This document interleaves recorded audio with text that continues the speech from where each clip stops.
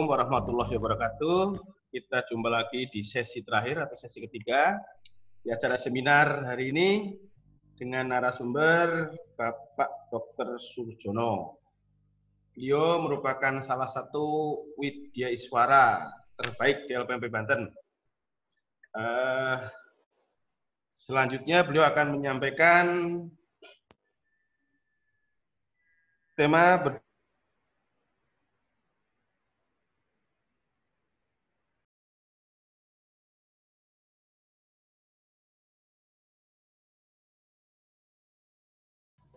Halo, Pak Tati. Suaranya nggak masuk.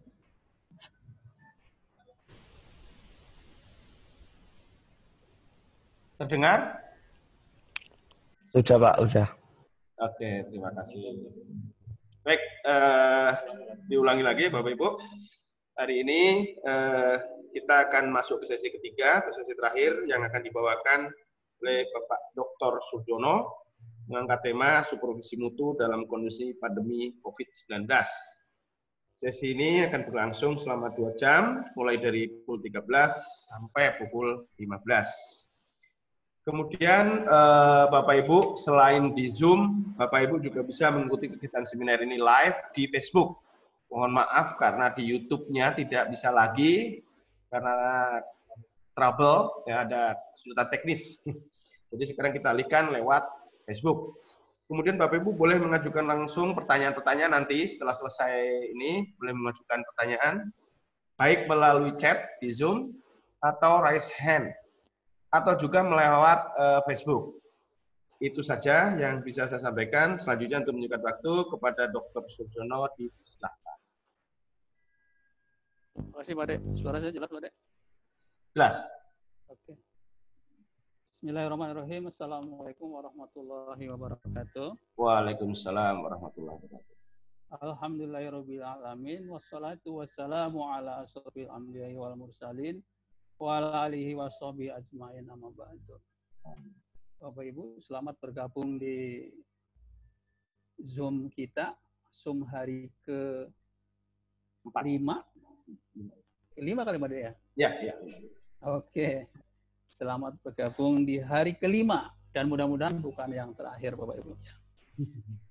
Bapak-bapak yang saya hormati dan ibu-ibu yang saya cintai, kita akan berdiskusi tentang supervisi mutu.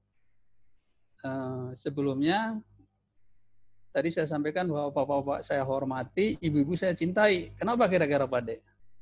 Karena ibu-ibu itu membawa 2 surga, Pak Dek. Ya, ibu-ibu itu membawa 2 surga, Pak Dek. Itu kelebihan ibu-ibu. Jarak antara 2 surga bagi anaknya maupun surga bagi suaminya. Gitu kan bagus ya? Dek. Jarak antara 2 surga itu dekat.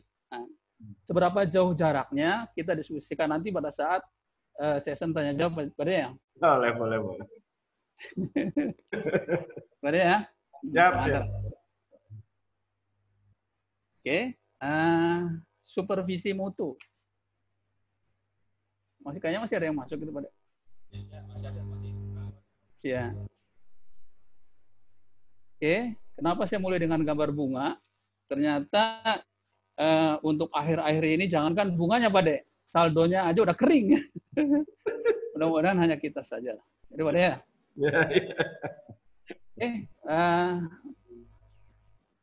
Sebelum sambil menunggu yang lain semua juga kumpul, ada cerita nih Pak Dek. Siap, mana. Ya, ini agak berbau politik ini, agak serius ini.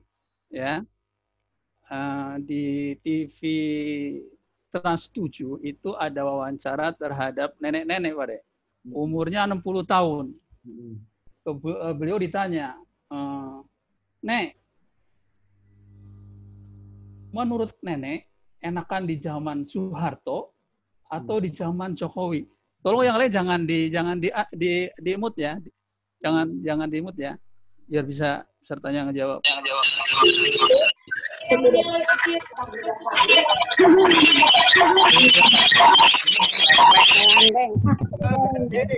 Ada yang bisa ngejawab? Apa nenek? Apa jawaban dari nenek? Pandai. Sebagai seminar online saya. Fisiknya. Masih muda.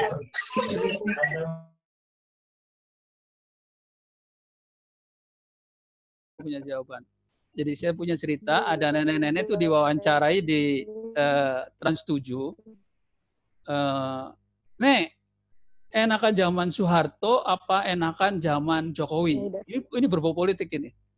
Oke, menurut Bapak Ibu kira-kira jawaban apa dari nenek itu?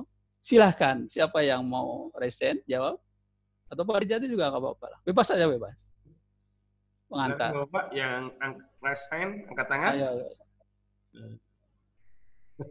Ayo, jangan malu-malu di sini. Pak Deddy Mugini, Pak Deddy Wah, Mugini. silakan Pak Widi, silakan. Ya, kalau menurut saya jawabannya enakan zaman Soeharto karena waktu zaman Soeharto neneknya masih muda. Ternyata langsung ketebak Pak Widi, luar biasa Pak Widi. Ya, betul sekali Pak Widi. Ya, jawaban yang cerdas sekali itu. Ya, jadi sepertinya politik ternyata jawabannya cerdas sekali. Ya, enakan zaman Pak Harto Pak, karena pada saat zaman Pak Harto saya masih kinclong. Sekarang mah sudah beda lah gitu. Gitu ya. Oke, Bapak Ibu, kita lanjut ke materi ya. Selamat bergabung. Maaf Pak Sur, sebelumnya di slideshow ya Pak Sur? Siap. Slideshow.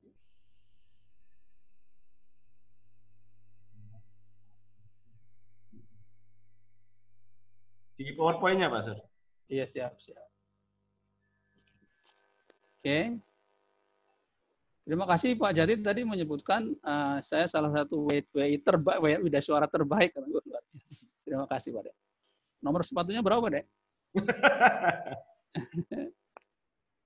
Oke, supervisi mutu.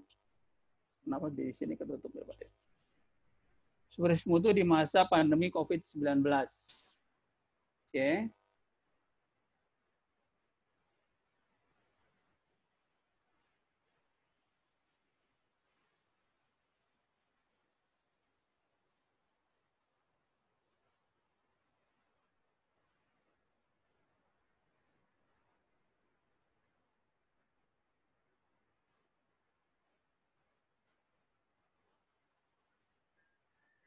Halo, Pak Sur?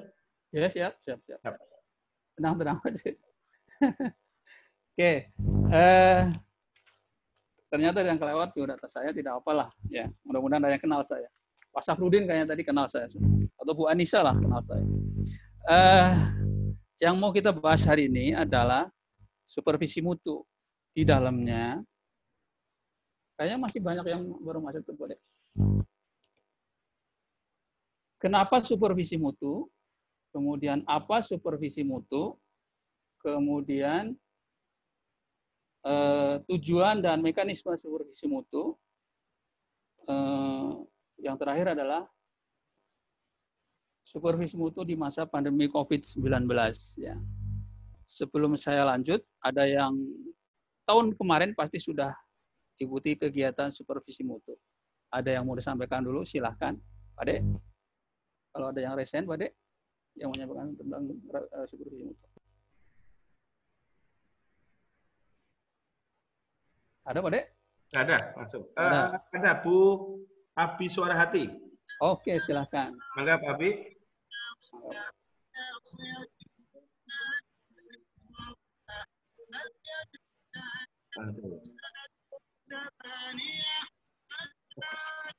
Kok nyanyi, Bu Dek?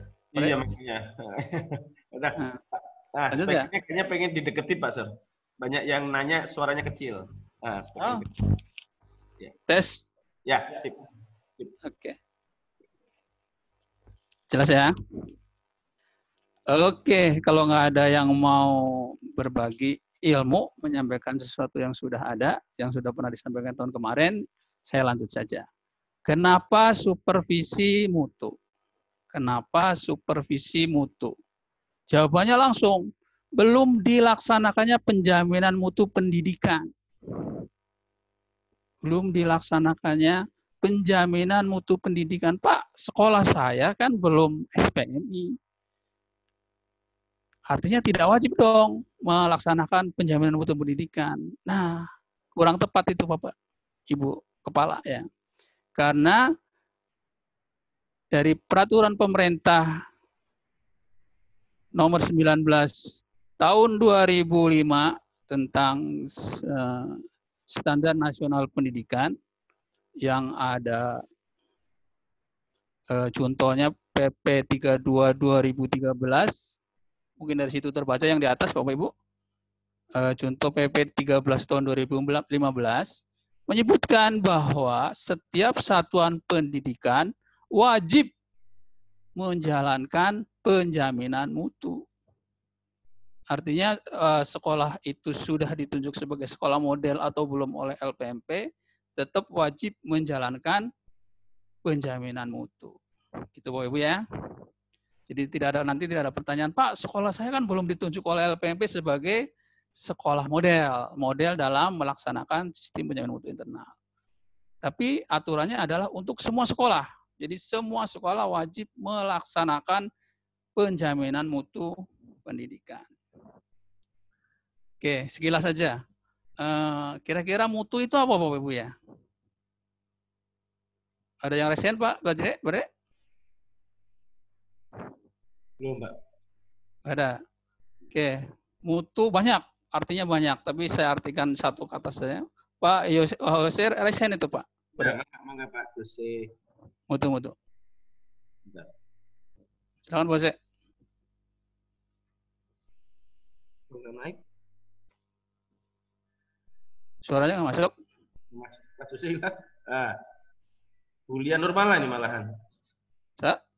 Bulian Nurmala, mangga. Mangga. Iya. Koreksi jika salah ya Pak ya. Boleh. Jadi kualitas atau mutu itu adalah tingkat baik buruknya segala sesuatu. Kalau misalnya memang mutu pendidikan berarti tingkatan baik buruknya tingkat pendidikan atau tingkat mutu pendidikan di sekolah kita masing-masing. Oke, beri aplaus dong untuk Bulia, luar biasa. Om Badar ikut nggak Om Badar ini masuk nggak ini Om Badar? Luar biasa. Ya. Jadi tingkat apa tadi Bulia? Ya.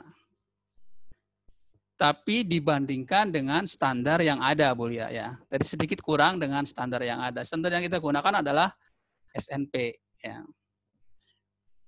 Itu adalah mutu. Tadi Pak Huse? Belum naik lagi Pak. Jadi tingkat kesesuaian penyelenggaraan pendidikan dengan standar nasional pendidikan itu mutu ya. Pak, mutu kan banyak artinya lainnya, silahkanlah, boleh aja. Tapi yang kita pakai hari ini adalah tingkat kesesuaian antara penyelenggaraan pendidikan dengan standar nasional pendidikan. Oke, penyelenggaraan pendidikan itu kan meliputi tentang pengelolaan sekolah, proses pembelajaran dan pembentukan karakter. Itu 3 hal yang utama. Ya. Kenapa di sampingnya gambarnya mutu, Bapak Ibu ya? Karena biar atau kalau bukan dari ini beda arti ya. Colet ini, ya Pak Dek. Gambar di samping ini untuk pengingat. Jadi yang harus diingat di dalam penjaminan mutu adalah mutu. Kalau saya ini pakai gambar ini adalah gambar mutu nih Pak Jati. Pak Dek.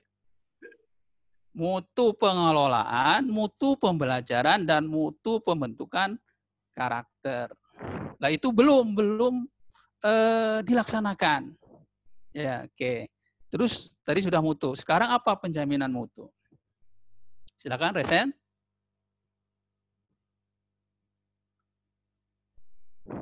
Oke, kalau nggak ada, saya punya bahwa saya udah Resen itu sebenarnya.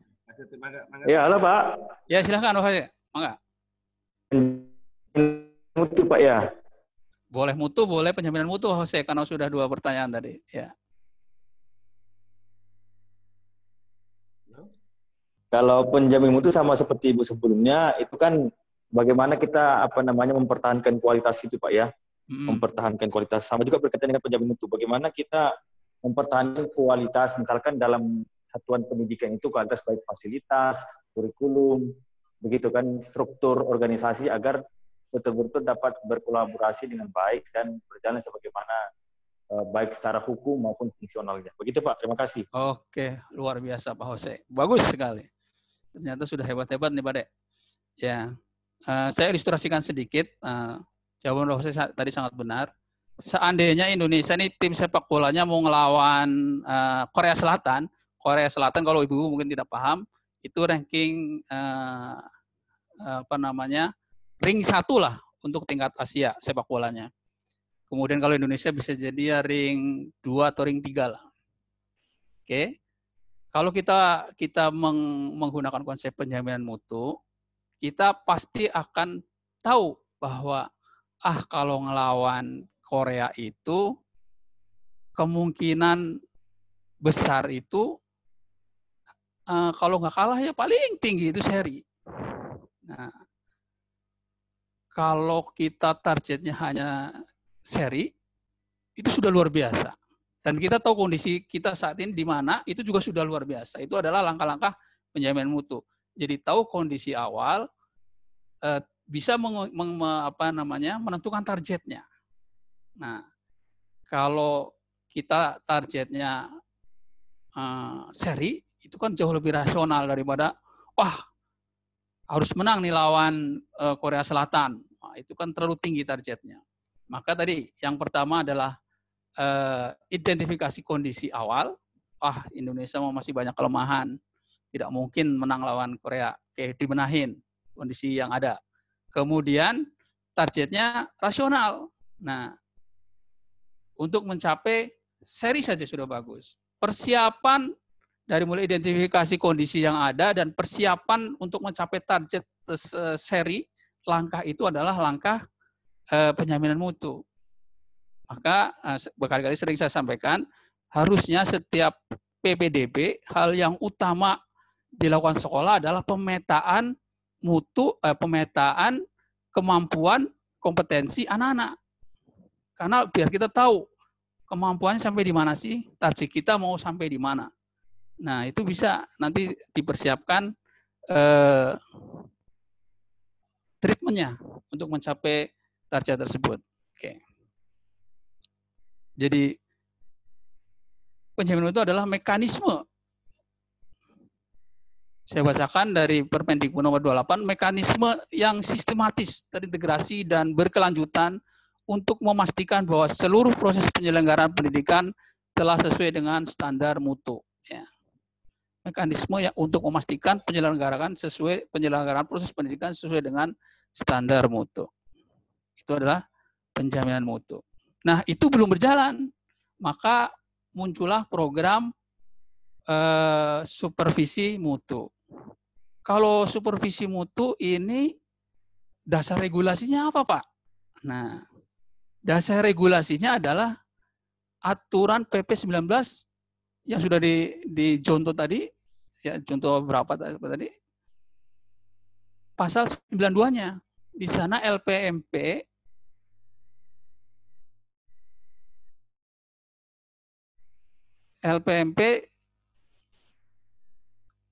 melakukan supervisi dan bantuan terhadap pelaksanaan penjaminan mutu di satuan pendidikan. Dalam pelaksanaan bantuan ini atau supervisi ini bekerja sama dengan pemerintah daerah dan perguruan tinggi. Dalam hal ini pemerintah daerah diwakili oleh pengawas. Jadi apa itu supervisi mutu? Adalah proses pengawalan pelaksanaan sistem penjaminan mutu oleh LPMP dan pengawas. Ya, mudah-mudahan banyak pengawas yang ikut di sesi ini. Oke, tadi di awal sudah saya sampaikan bahwa sekolah wajib melaksanakan penjaminan mutu pendidikan. Terus apa, Pak? Tanda-tandanya atau tanda utamanya sekolah sudah melaksanakan penjaminan mutu. Nah, di gambar samping ini, Bapak Ibu, ini ada siklus sistem penjaminan mutu. Jadi kalau sekolah sudah melaksanakan pemetaan, kemudian dari pemetaan itu disusunlah dari value atau nilai-nilai yang rendah disusun rencana, kemudian dari rencana dilaksanakan, setelah dilaksanakan kemudian ada evaluasi untuk perbaikan, itu sudah disebut sebagai sekolah yang menerapkan penjaminan mutu pendidikan. Sederhana sekali Bapak Ibu. Ya, sederhana sekali. Jadi sekolah yang sudah menjalankan siklus penjaminan mutu, siklus seperti samping ini, adalah sekolah yang sudah menerapkan penjaminan mutu pendidikan. Kemudian di sini ada standar, Pak, Bu. Standar di sini adalah SNP ya. Atau standar yang lebih tinggi. Kan ada sekolah internasional, misalnya dia tetap menggunakan SNP, tapi sudah juga Cambridge, misalnya. Boleh. Tapi standar minimalnya adalah SNP. Sampai di sini ada yang mau ditanyakan, Bapak Ibu?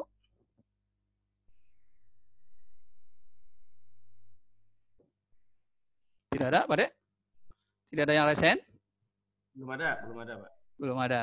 Oke. Tidak ada yang raise hand. Ya. Tadi sudah kenapa? Terus apa? Nah. Apa sudah supervisi mutu? Jadi supervisi yang dilakukan oleh LPMP dan pengawas untuk mengawal pelaksanaan penjaminan mutu di sekolah disebut dengan supervisi mutu. Ya.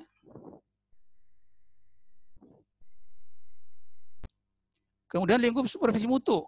Lingkup supervisi mutu karena tadi di awal sudah sampaikan mutu pengelolaan, mutu pembelajaran, dan mutu penerapan karakter, pengembangan karakter, maka lingkup supervisi mutu meliputi supervisi manajerial maupun supervisi akademik. Ya. Tentang supervisi manajerial dan supervisi akademik tadi sudah dijelaskan oleh Prof. An. Tidak perlu dibahas lagi. Atau ada yang mau didiskusikan? Tidak ada? Baik, kita lanjut. Nah, kita lanjut ke tujuan dan mekanisme supervisi mutu. Tujuan dan mekanisme supervisi mutu. Kalau di yang atas ini adalah rangkaian supervisi mutu, yang di bawah adalah rangkaian penjaminan mutu. Dari dua program ini, dari dua program tersebut, target akhirnya adalah seluruh satuan pendidikan menjalankan proses pembelajaran, pengelolaan sekolahnya menggunakan atau memenuhi SNP. Saya ulang, jadi yang di atas ini adalah rangkaian supervisi mutu, yang di bawah adalah penjaminan mutu. Jadi yang di atas adalah domainnya pengawas dan LPMP, kemudian yang di bawah adalah domainnya sekolah. Yang biasanya sekolah yang sudah menerapkan penjaminan mutu selain menjalankan ke siklus di atas, juga memiliki tim penjaminan mutu tingkat sekolah. Jadi target akhir atau tujuan akhir dari supervisi mutu sama dengan target akhir dari penjaminan mutu, yaitu seluruh satuan pendidikan dalam penyelenggaraannya sudah memenuhi standar nasional pendidikan SNP. Oke, Bapak perhatikan diagram ini. Oke, yang di atas dijalankan atau domainnya pengawas dan LPMP, yang di bawah adalah sekolah. Oke. Jadi langkah-langkah dari supervisi mutu adalah pada saat sekolah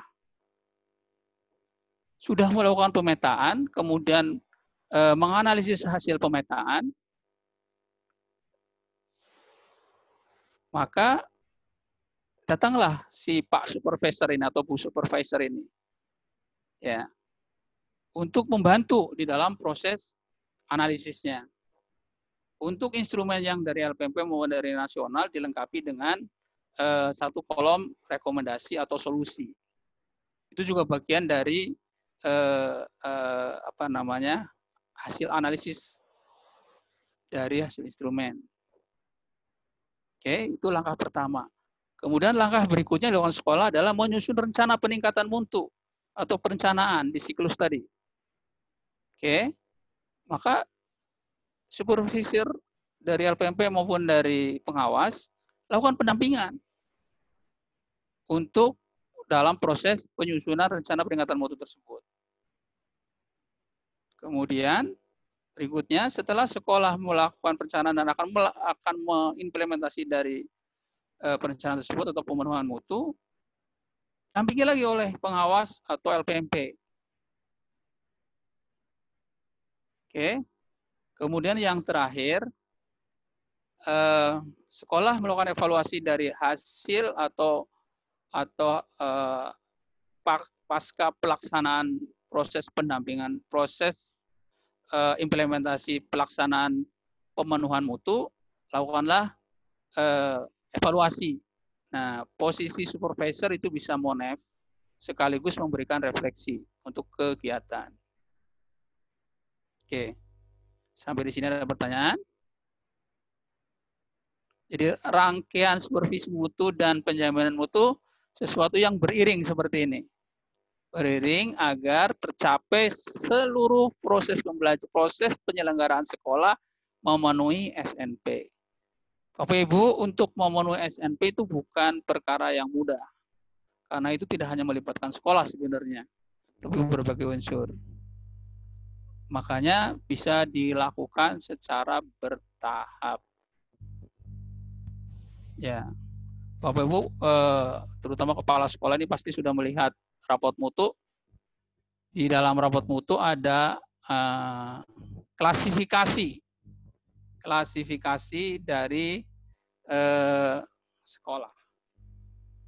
Ada yang baru menuju SNP, SNP 1, SNP 2, SNP 3, SNP 4, dan SNP. Ya. Di antara Bapak Ibu, sekolah Bapak Ibu sudah ada yang masuk kategori SNP di nilai rapotnya. Silakan, ada yang punya sekolah sudah satu kategori SNP. Ada yang resen, Pak Dek? Belum ada yang resen, Pak. Oke, berarti suara saya bagus, Pak Dek. Ya. Jadi pada terlelap sepertinya. Ya.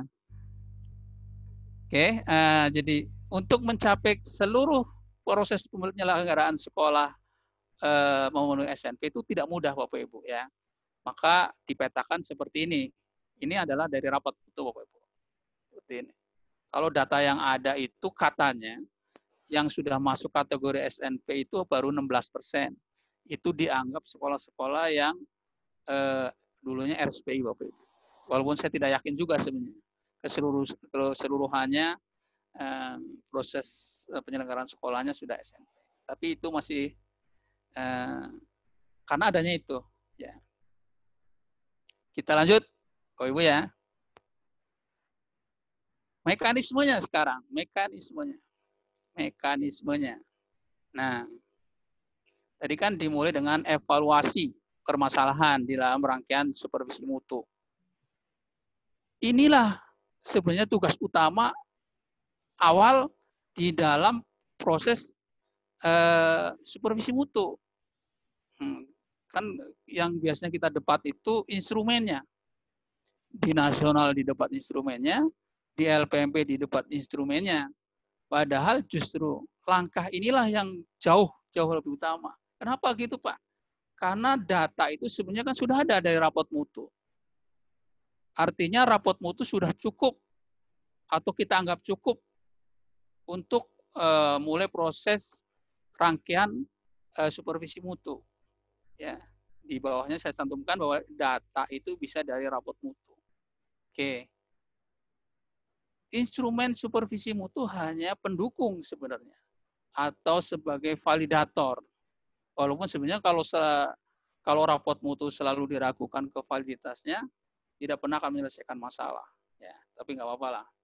Maka data-data untuk melihat misalnya kondisi seperti ini itu dari rapot mutu dan instrumen supervisi mutu. Rapot mutu dan instrumen supervisi mutu. Oke. Ini adalah analisis masalah menggunakan fishbone. Boleh juga dengan pohon masalah, boleh juga dengan SWOT, atau apa sajalah. Silahkan yang sudah Ibu pahami. Tapi rangkaian analisis inilah yang penting Bapak Ibu. Dan supervisor megang peranan yang sangat penting. Karena supervisor itu kan dari kata super dan vision. Tahu artinya vision kan Bapak Ibu ya? Vision. Nah, tadi saya contek juga dari Bu Prof. Aan. Apa itu vision? Vision adalah the ability to perceive something not actually visible. Wow, itu kan luar biasa tuh. The ability to perceive something not actually visible. Nah, as keen foresight. Nah, itu apa namanya? Visioner. Super and vision. Jadi kemampuan untuk melihat sesuatu yang tidak begitu bisa kelihatan. Not actually visible. Dan keen foresight, melihat ke depan. Nah, itulah maka dalam proses analis ini, Bapak Ibu kepala sekolah nih, atau tim penjaminan mutu, butuh supervisor, baik dari supervisor pengawas ataupun dari LPMP. Oke, kita masuk ke sini. Bapak Ibu, oke, Bu Hadaria, raise hand Pak Jatbade, silakan. Enggak, Bu Hadaria. Silakan Bu. Silakan Bu. Ibu Hadaria, mangga. Hilang ya. Sudah hilang. Hilang, Pak. Hilang, Re. Oke lah, saya tidak beruntung kalau gitu. Soalnya gini Pak De, kalau kita ngajar terus tidak ada yang bertanya, sebenarnya sedang gagal menerapkan kurikulum K13 Pak De. Indikator termudah dari K13 adalah banyak yang bertanya dari peserta. Tapi nggak apa-apa lah. Mungkin disimpan untuk nanti Pak De. Sekaligus nanya jarak antara taman surga tadi ya. Surga untuk anak dan surga untuk bapaknya itu jaraknya berapa sih? Berapa kilo sebenarnya gitu ya. Oke, nggak apa-apa. Oke, jadi kembali ke materi bahwa tugas supervisor yang utama justru analisis seperti ini Bapak Ibu. Nah ini harusnya dilakukan di sekolah model maupun pada saat proses supervisi mutu. Kenapa harus ada supervisor Pak? Karena di dalam analisis ini akan bersinggungan dengan misalnya di sini PTK. Seandainya contohnya di sini, kompetensi pengetahuan siswa rendah. Setelah dianalisis, motivasi, ada motivasi siswa, ada sarpras, ada motivasi, ada kompetensi kualifikasi. Kalau yang melakukan analisis tidak ada supervisornya, biasanya yang menjadi tertuduh tersangka pertama kalau ada kasus ini adalah sarpras. Apa kan alatnya kurang, alat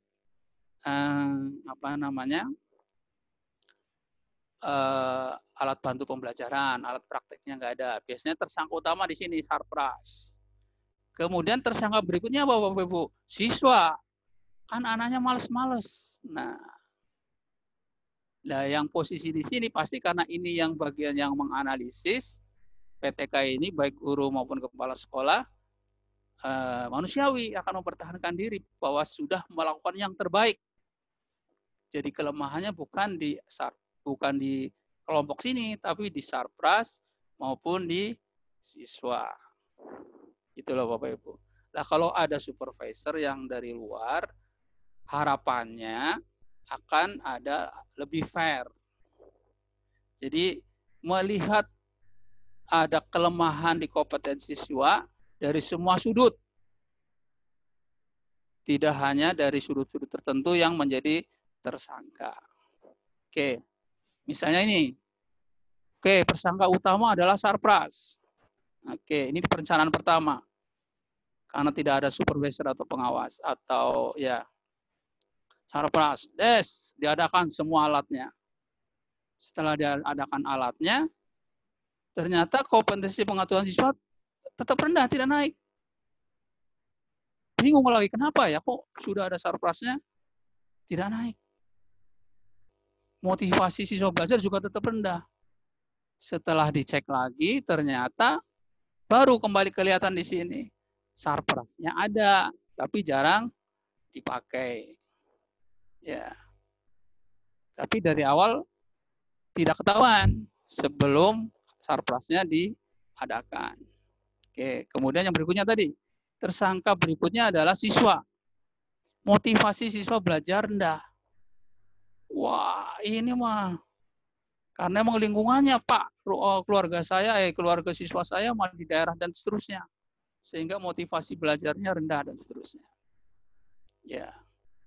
Ini terbebas karena tadi sudah diadakan Sarprasnya dan PTK-nya juga oke lah.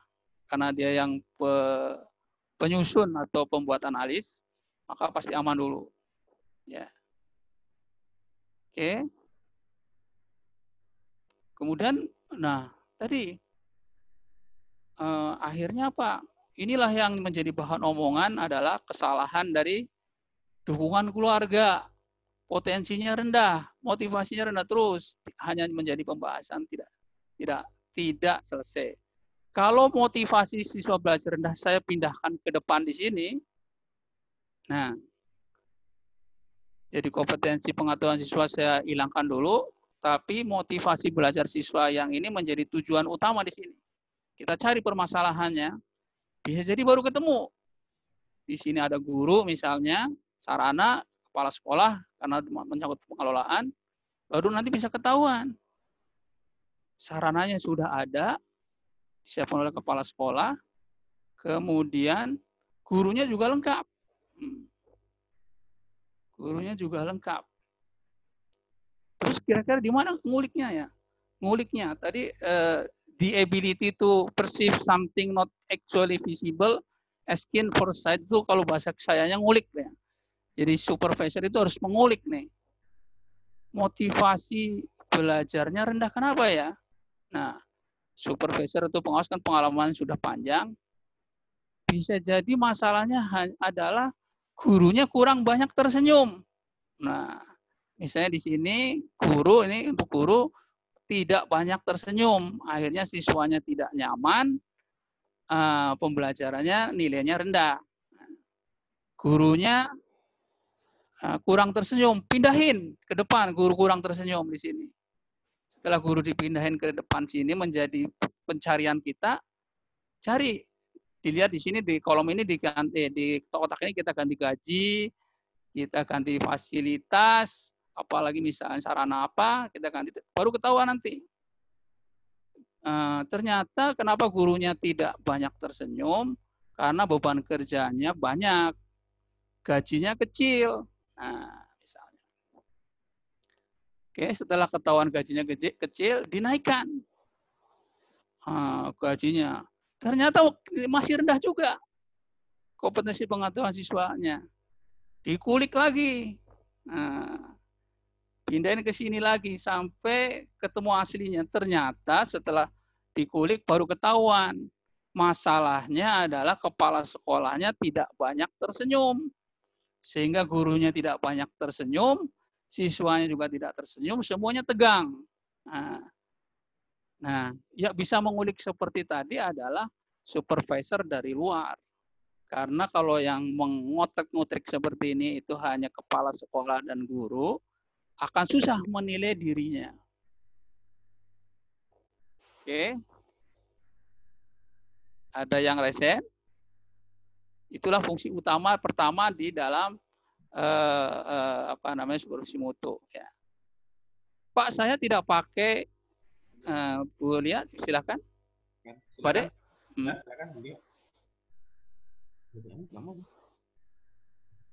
Nggak apa-apa nih Pak, saya lagi ya. Oh, nggak apa-apa, Bu. Ya. Bu Lia tampil terus juga bagus. Bu Badar juga Enggak, sama. kebetulan kan Bapak tahu saya kebetulan baru beberapa bulan ya. Apa namanya, menduduki sebagai manajerial, dan kebetulan di tangan saya sudah memegang instrumen supervisi mutu pendidikan di tahun 2019. Kebetulan juga Pak, kebetulan terus ya Pak ya. Kebetulan juga kemarin itu ketika saya datang apa namanya menduduki sebagai manajerial, itu diberikan waktu yang ibaratnya sangat singkat sekali, sehingga dalam pengisian instrumen supervisi mutu pendidikan ini hanya dibaca secara global saja, maksudnya tidak pure serta merta yang tadi sudah Bapak sampaikan harus diulik-ulik seperti ini, tahapannya seperti ini. Nah, terus yang selanjutnya adalah pada saat validasi itu kan dilakukannya oleh pengawas ya Pak ya. Sedangkan untuk pengawasnya sendiri kebetulan juga dimutasi. Jadi untuk instrumen supervisi mutu pendidikan di tahun 2019 itu yang pertama memang belum terlalu sesuai dengan keadaan, memang baru, maksudnya karena dikejar-kejar deadline, jadi belum sesuai dengan apa yang tadi sudah Bapak terangkan tahapan-tahapannya, harus mengulik seperti ini. Dan untuk validasinya juga belum, tetapi kalau misalnya untuk pelaporannya itu sudah. Itu bagaimana Pak untuk kelanjutannya? Oke, makasih Bu Lia. Jadi yang tahun kemarin Bu Lia, itu kan baru tahun pertama ya. Yang seperti saya sampaikan tadi, jadi begitu ada supervisi mutu, yang diributkan adalah instrumennya saja, ini instrumen supervisi mutu, baik di kita di LPMP maupun di tingkat nasional. Padahal rangkaiannya bukan hanya instrumen supervisi itu hanya bekal dasar untuk kita melakukan analisis seperti model seperti ini, analisis dari mulai evaluasi masalah dan seterusnya. Ya, mudah-mudahan tahun ini lebih baik. Jadi tidak selesai hanya di instrumen. Kalau instrumen kan sudah ada data sebenarnya di rapot mutu. Gitu loh Bu Lia ya. Ya, oke. Jadi yang kemarin baru sampai ke instrumen Bu Lia, instrumen supervisi mutu.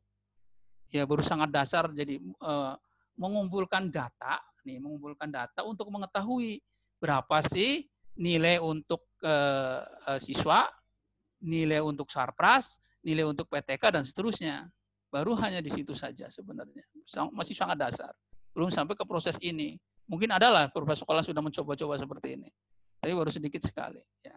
Karena kemarin itu emang di akhir tahun programnya itu RES program itu. Jadi semuanya kalang kabut. Nah, pengawas juga mayoritas belum paham, orang LPMP juga mayoritas belum paham, kumpul jadi satu, waktunya terbatas, harus selesai. Nah, mudah-mudahan tahun ini lebih baik Bu Lia ya. Jadi yang kemarin itu hanya baru proses pengumpulan data instrumen. Ya. Padahal langkah ini belum dijalankan. Bahkan di sekolah model sekarang juga di SPMI langkah ini juga kayaknya sudah mulai terlupakan karena sudah terlalu banyak ide-ide dari sana sini akhirnya langkah dasar awal setelah adanya data evaluasi permasalahan ini sudah mulai kabur. Padahal ini sangat penting. Ya. Dan ini juga bisa diselesaikan untuk masalah rumah, masalah di rumah Pak Bu Lia. Misalnya suami kepingin kawin lagi. Nah, ini masalah utamanya di sini. Dicek di sini pelayanan Bu Lia, pelayanan makan, apalagi di sini dan seterusnya. Dikulik sampai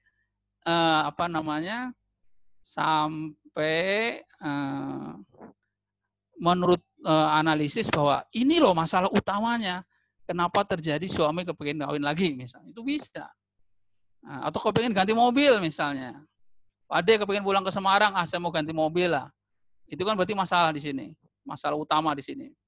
Kemudian dikulik. Nah, sisa gaji berapa, sisa tukin berapa, dan seterusnya dikulik, tambahan dari akhirnya tercapailah di sana. Bisa. Jadi tidak hanya untuk masalah di sekolah, masalah pribadi juga bisa seperti ini. Dan ini jarang dilakukan Bu Lia. Ya, apalagi kalau ibu-ibu yang menjadi kepala. Karena ibu-ibu cenderung menggunakan intuisinya, perasaannya. Menggunakan perasaannya daripada hitung-hitungan seperti ini. Biasanya ibu-ibu jarang mau seperti hitung-hitungan seperti itu. Dia mengandalkan rasanya.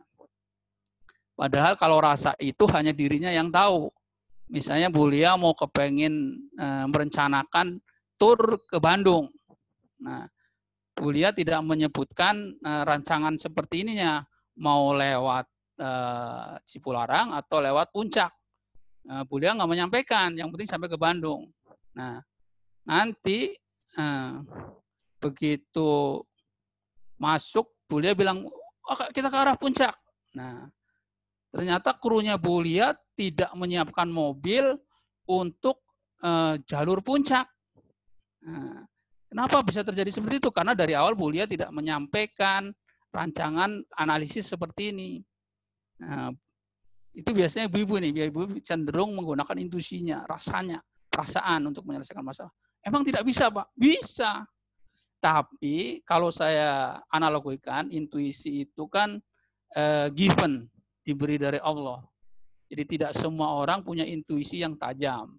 Kalau model analisis seperti ini itu bisa semua orang ajarin. Jadi kalau Bu Lia bilang, kita ke Puncak, mau ke Bandung lewat Puncak. Nah, pasti kru Bu Lia langsung memikirkan mobilnya seperti apa saja yang dibawa, dan seterusnya sudah disiapkan. Jadi kemungkinan suksesnya lebih tinggi. Tapi kalau Bu Lia masih pakai perasaan, krunya tidak tahu. Oke, sampai ngulik-ngulik ini paham ya Bapak Ibu ya? Jadi ini kerjaan Bapak Ibu sebenarnya di sekolahan, tapi kita sarankan di supervisi. Karena tadi, kalau yang dianalisis sudah menyangkut diri Bapak Ibu guru, kepala sekolah, manusiawi akan mempertahankan diri. Akhirnya tidak ketahuan kuncinya. Itu Bapak Ibu ya. Oke, kita lanjut. Ini langkah awal supervisi mutu. Jadi setelah data diperoleh, cari evaluasi terhadap permasalahan yang ada. Ya. Kemudian tadi selain dari ini datanya bisa diambil dari rapot mutu. Ya. Ini rapot mutu, potongan rapot mutu. Misalnya tadi masalah utama adalah lulusan kompetensi pengetahuannya rendah. Kenapa nilainya baru 4,38? Kategorinya masih SNP 3. Rekomendasi perbaikan dari supervisor ini dari rapot mutu.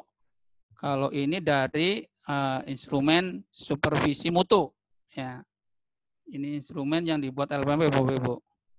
Dari data di sini kelihatan ternyata siswa yang memenuhi KKM kurang dari 50%.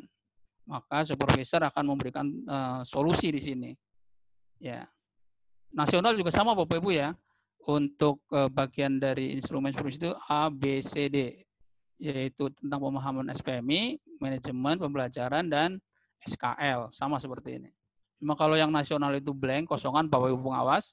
Kalau yang untuk di LPMP sudah dikasih rubrik seperti ini. Ya, untuk mempermudah. Oke, ini adalah cara kita untuk melihat data dari yang tadi untuk sebelum melakukan analisis. Oke, kalau sudah ada, berikutnya adalah pendampingan di dalam rencana peningkatan mutu. Oke, misalnya tadi siswanya kompetensi pengetahuannya rendah, di bawah 50%. Ini data dari rapot mutu, ini data dari supervisi mutu misalnya.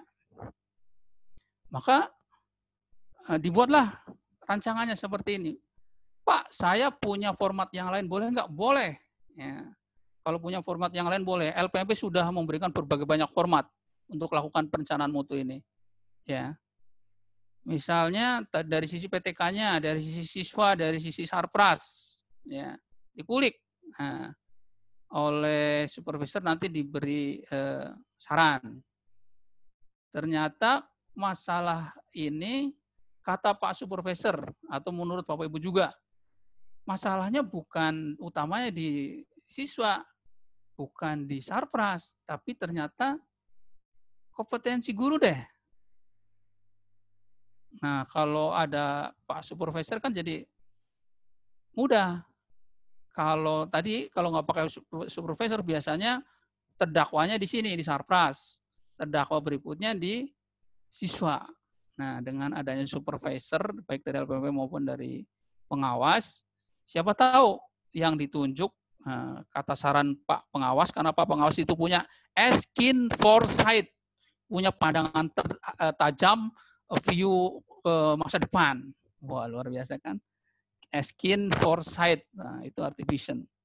Jadi pengawas punya pandangan yang tajam ke depan. Nah, kata Pak Pengawas sebagai supervisor bilang, bukan ini masalahnya, motivasi rendah ini karena kompetensi gurunya rendah. Maka dicentang oleh Pak Pengawas. Pilih ini sekarang PTWTK. Oke. Ini saran dari Pak Pengawas. Kemudian dilihat urgensinya, waktu dan biaya. Kenapa harus pakai waktu dan biaya? Karena tidak semua menggunakan uang, tapi uang kadang-kadang menjadi sangat penting, ya. Maka menjadi bahan yang untuk diperhitungkan biaya. Kemudian waktu untuk RKS itu kan terbatas, apalagi yang tahunannya. Maka harus jelas ada pembatasan waktu misalnya. Oke, Bapak Ibu sudah centang semua, sebenarnya semua jadi pilihan. Ini juga pilihan kata Bapak Ibu guru, Pak Kepala Sekolah, Ibu Kepala Sekolah. Tapi kata Pak Pengawas, ini kita selesaikan dulu. Nah, maka masuklah program, misalnya kelemahannya di matematika, maka buatlah program IHT untuk guru kelas tentang mata pelajaran matematika. Nah, ini menjadi rekomendasi dari supervisor. Seperti itu. Ini langkah pendampingan rencana. Ini data-datanya tadi bisa diambil dari data-data bisa diambil dari instrumen supervisi mutu dan rapot mutu. Sampai di sini ada pertanyaan Bapak Ibu? Pak, saya di sekolah saya sudah melakukan seperti ini. Bagus. Berarti Bapak Ibu sebenarnya sudah. Ayo Pak Jose silahkan resen Pak Dek. Halo Pak Surjono. Ya, siap. Mangga, iya, saya mau nanya Pak, dari serangkaian apa yang tadi Bapak katakan tentang penjaminan mutu begitu kan. Nah, saya mau memikirkan bahwa kok di sekolah kita ini di zaman revolusi ini kok masih ya memang pendidikan itu kan ujung-ujungnya kepada standar ya Pak ya. Standarisasi kan. Tapi kan balik lagi kita kepada prinsipnya bahwa kan manusia itu kan belajar begitu kan Pak. Makanya ada istilah long life learning begitu. Apakah pertanyaan saya, apakah mutu itu hanya hanya dipresentasikan lewat numerik saja atau berdasarkan proses? Karena kan dalam proses supervisi pun perlu tidak hanya melihat ketika mungkin hanya penelitian, tapi betul-betul ditinjau langsung baik terus menerus begitu kan Pak? Begitu. Artinya jangan hanya supervisi itu hanya melihat ketika ada sesuatu, apalagi kan sekarang Pak Menteri kita mengeluarkan istilah Merdeka Belajar, itu pun perlu dikritisi lagi. Kenapa? Hilangnya UN ini pun menjadi kegaduhan juga, karena itu mencederai undang-undang kita. Bagaimana kita melihat persentase pendidikan kita di saat ini, begitu Pak. Jadi bagaimana kita menciptakan penjaminan mutu ini bukan hanya melihat sekedar assessment atau standar based education itu, melainkan kita melihat secara terus-menerus begitu. Jangan hanya melihat standarnya saja. Begitu, Pak. Oke. Jangan hanya melihat standarnya saja. Agak sulit, Pak Jose ya. Karena tadi di awal kan kita sudah definisikan di awal bahwa yang namanya mutu adalah kesesuaian dengan standar. Makanya kalau standar itu SNP itu masih dianggap rendah oleh sekolah, silakan Pak, naikkan saja. Atau membuat ukuran tersendiri yang akan dicapai oleh sekolah. Soalnya kalau terlalu bebas standarnya, kita akan susah mengukurnya. Apakah sudah tercapai atau belum. Itu Pak. Pak Sur, satu lagi Pak Sur. Ya silakan. Bu Hajah Otih. Silakan Bu Hajah Otih. Ibu Hajah Otih.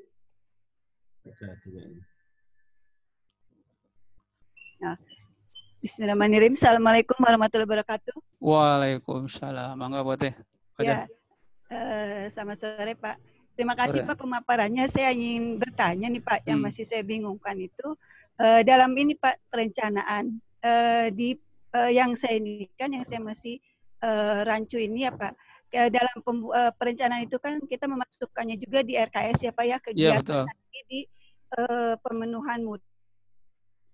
Hanya yang menjadi, ini yang saya sudah buat Pak di sekolah itu kan untuk RKS 2020 itu masih mengacu di nilai rapot mutu tahun 2019. Apakah itu sesuai gitu Pak? Kalau menggunakan tahun 2020 kan belum keluar Pak PMP-nya. Nah, jadi di 8 standar itu yang di 2019 yang sudah dilaksanakan yang belum terpenuhi itu yang dimasukkan di RKS di 2020 Pak. Yang saya masukkan. Nah, yang ingin menjadi sharing dengan Bapak, ya bagaimana langkah sebenarnya gitu ya Pak untuk supaya yang memang kita ingin menaikkan nilai PMP-nya di setiap nilai standarnya itu supaya link dengan di RKS 2020 gitu. Supaya inginnya sih harapannya sebenarnya PMP yang di 2020 itu terpenuhi nanti pemenuhannya di RKS di 2020. Tapi kalau kenyataannya sekarang ini yang untuk di saya sekolah saya itu saya masih menggunakan rapot mutu di 2019. Apakah seperti itu, Pak? Oke, makasih Bu Oti. Ya. Boleh aja Bu Oti. Ngurus sekolah itu kan tidak bim salah bim Bu Oti ya. Tidak mungkin dalam waktu setahun semuanya terpenuhi. Kalau yang ada itu baru rapot 2019, 2020-nya belum muncul, boleh aja. Boleh aja, sangat boleh. Ya, sangat boleh. Kemudian rangkaiannya emang tadi tercapainya kan bertahap. Jadi nilai ukuran ketercapaian mencapai SNP adalah tadi nilai rapot mutunya 6, berapa sampai 7 kan. Nah ini langkah-langkahnya Bu Oti. Kalau Bu Oti sudah melakukan seperti ini sudah luar biasa Bu Oti. Jarang sekali. Jarang sekali sekolahan yang melakukan langkah-langkah seperti ini terbuka. Ya, terbuka jadi kepala sekolahnya ngajak bareng-bareng beberapa gurunya untuk melakukan proses seperti ini, analisis seperti ini jarang Bu Oti. Ya. Biasanya menggunakan intuisinya. Udah, besok bikin IHT. Besok bikin itu bangunan belakang dibangun. Itu biasanya seperti itu. Apakah itu salah? Tidak. Saya bilang tadi. Kalau dia emang punya kecerdasan luar biasa, jadi given dari Tuhan, dia intuisinya bagus, boleh. Tapi masalahnya tidak semua seperti itu. Maka langkah-langkah ini adalah langkah-langkah yang jauh lebih rasional Bu Oti. Ya. Sebaiknya lakukan seperti ini. Ya kalau Bu Oti sudah seperti ini bagus. Izin. Ya. Mangga. Pak sharing juga di sekolah saya kan sudah sekolah model yang tahap pertama Pak. Jadi saya memasukkan kegiatan yang untuk perencanaan peningkatan mutu ini Pak di anggaran 2020 RKS itu kan sekarang berbasisnya online ya Pak ya ARKAS itu ya jadinya ARKAS. Nah saya jadi menggunakan data itu dari PMP 2019 Pak. Jadi ada beberapa yang kemarin sudah kita petakan gitu kan Pak di 2019 itu ada yang belum terlaksana. Contoh misalkan dalam untuk workshop guru gitu Pak ke model-model pembelajaran gitu kan Pak. Itu saya masukkan di ARKAS 2020 dan menggunakannya PMP di 2019 Pak. Mudah-mudahan nanti ngelink yang di 2020 ini. Mudah-mudahan gitu dengan hasil yang di 2020 itu PMP-nya maksudnya PMP-nya itu memang ada kecocokan gitu karena ini saya untuk penganggaran perencanaan peningkatan mutu itu menggunakan data di PMP 2019. Khawatir pas keluar PMP 2020 ternyata misalkan PTK-nya sudah meningkat nilainya padahal saya di situ untuk anggarannya ada lumayan besar gitu untuk PTK-nya gitu Pak. Enggak apa-apa. Kan ada alasan logis Ibu menggunakan dasar perencanaan adalah rapot mutu 2019. Nggak masalah Ibu. Itu biasa aja. Ibu ya, itu Bu, tapi Ibu sudah melakukan analisis seperti ini luar biasa Ibu. Saya yakin kalau teman-teman kepala sekolah, guru dibantu guru selalu melakukan analisis ngulik seperti ini yang didampingin oleh supervisor, oleh pengawas, insya Allah Bu, langkahnya jelas, perubahannya itu kelihatan gitu loh. Langkahnya jelas, walaupun tidak ada yang bim salah bim Bu ya, semua harus bertahap. Tapi kelihatan ketercapaiannya. Oke, kenapa saya tadi pakai urgensi, waktu, dan biaya? Karena ini biasanya menjadi batasan. urgensi itu biasanya semuanya urgensi. Tapi kalau ini diselesaikan waktunya cukup nggak? Kalau nggak biayanya ada nggak? Nah, itu kadang-kadang menjadi batasan. Kalau punya yang lain untuk membatasi silahkan Bapak Ibu ya. Atau Pak Supervisor atau Pak Pengawas silahkan. Oke, ini langkah perencanaannya Bapak Ibu ya. Kita lanjut ke berikutnya yaitu pendampingan peningkatan mutu. Nah, akhirnya kegiatan ini dilaksanakan. Nah, kalau dilaksanakan itu harus jelas siapa penanggung jawabnya. Ya. Siapa penanggung jawabnya, waktunya kapan, kemudian hasil akhirnya atau dokumen-dokumen apa saja yang harus disiapkan. Ya, ini harus jelas. Kenapa harus jelas Bapak Ibu? Karena ini yang akan kita evaluasi. Penanggung jawabnya siapa? Berarti ini akan kita wawancara, kita tanya. Kemudian waktunya apakah sesuai dengan perencanaan atau tidak. Kemudian dokumen-dokumen yang ada, apakah misalnya hasilnya apakah sesuai dengan target awal. Kemudian keuangan dan seterusnya. Dokumen-dokumen keuangan, dokumen segala macam ada nggak? Untuk syarat juga di sini dari dalam laporan bos sebenarnya ya. Jadi kalau ini sudah dilakukan pasti tahulah kalau kegiatan IHT bos mengisyaratkan apa saja yang harus dilengkapi. Nah, itu bagian dari disiapkan gitu Bapak Ibu ya. Mungkin Bu Lia sudah pernah menyelenggarakan IHT Bu Lia yang baru. Kalau yang lama pasti sudah tahu. Guru kepala sekolah yang lama, dokumen apa saja yang disiapkan sebagai bukti fisik penyelenggaraan IHT. Ya. Dilaksanakan kegiatannya. Ya. Setelah kegiatan ini dilaksanakan, oke. Di mana posisi pada saat pelaksanaan kegiatan? Supervisor. Bisa juga sebenarnya supervisor menjadi fasilitator di sana. Misalnya menggunakan IHT. Kebetulan pengawas pembinanya adalah dulu ahli matematika misalnya. Atau pintar matematika. Boleh sebagai narasumber, nggak masalah. Kalau enggak, tanya ke ke supervisor. Kira-kira siapa sih yang cocok untuk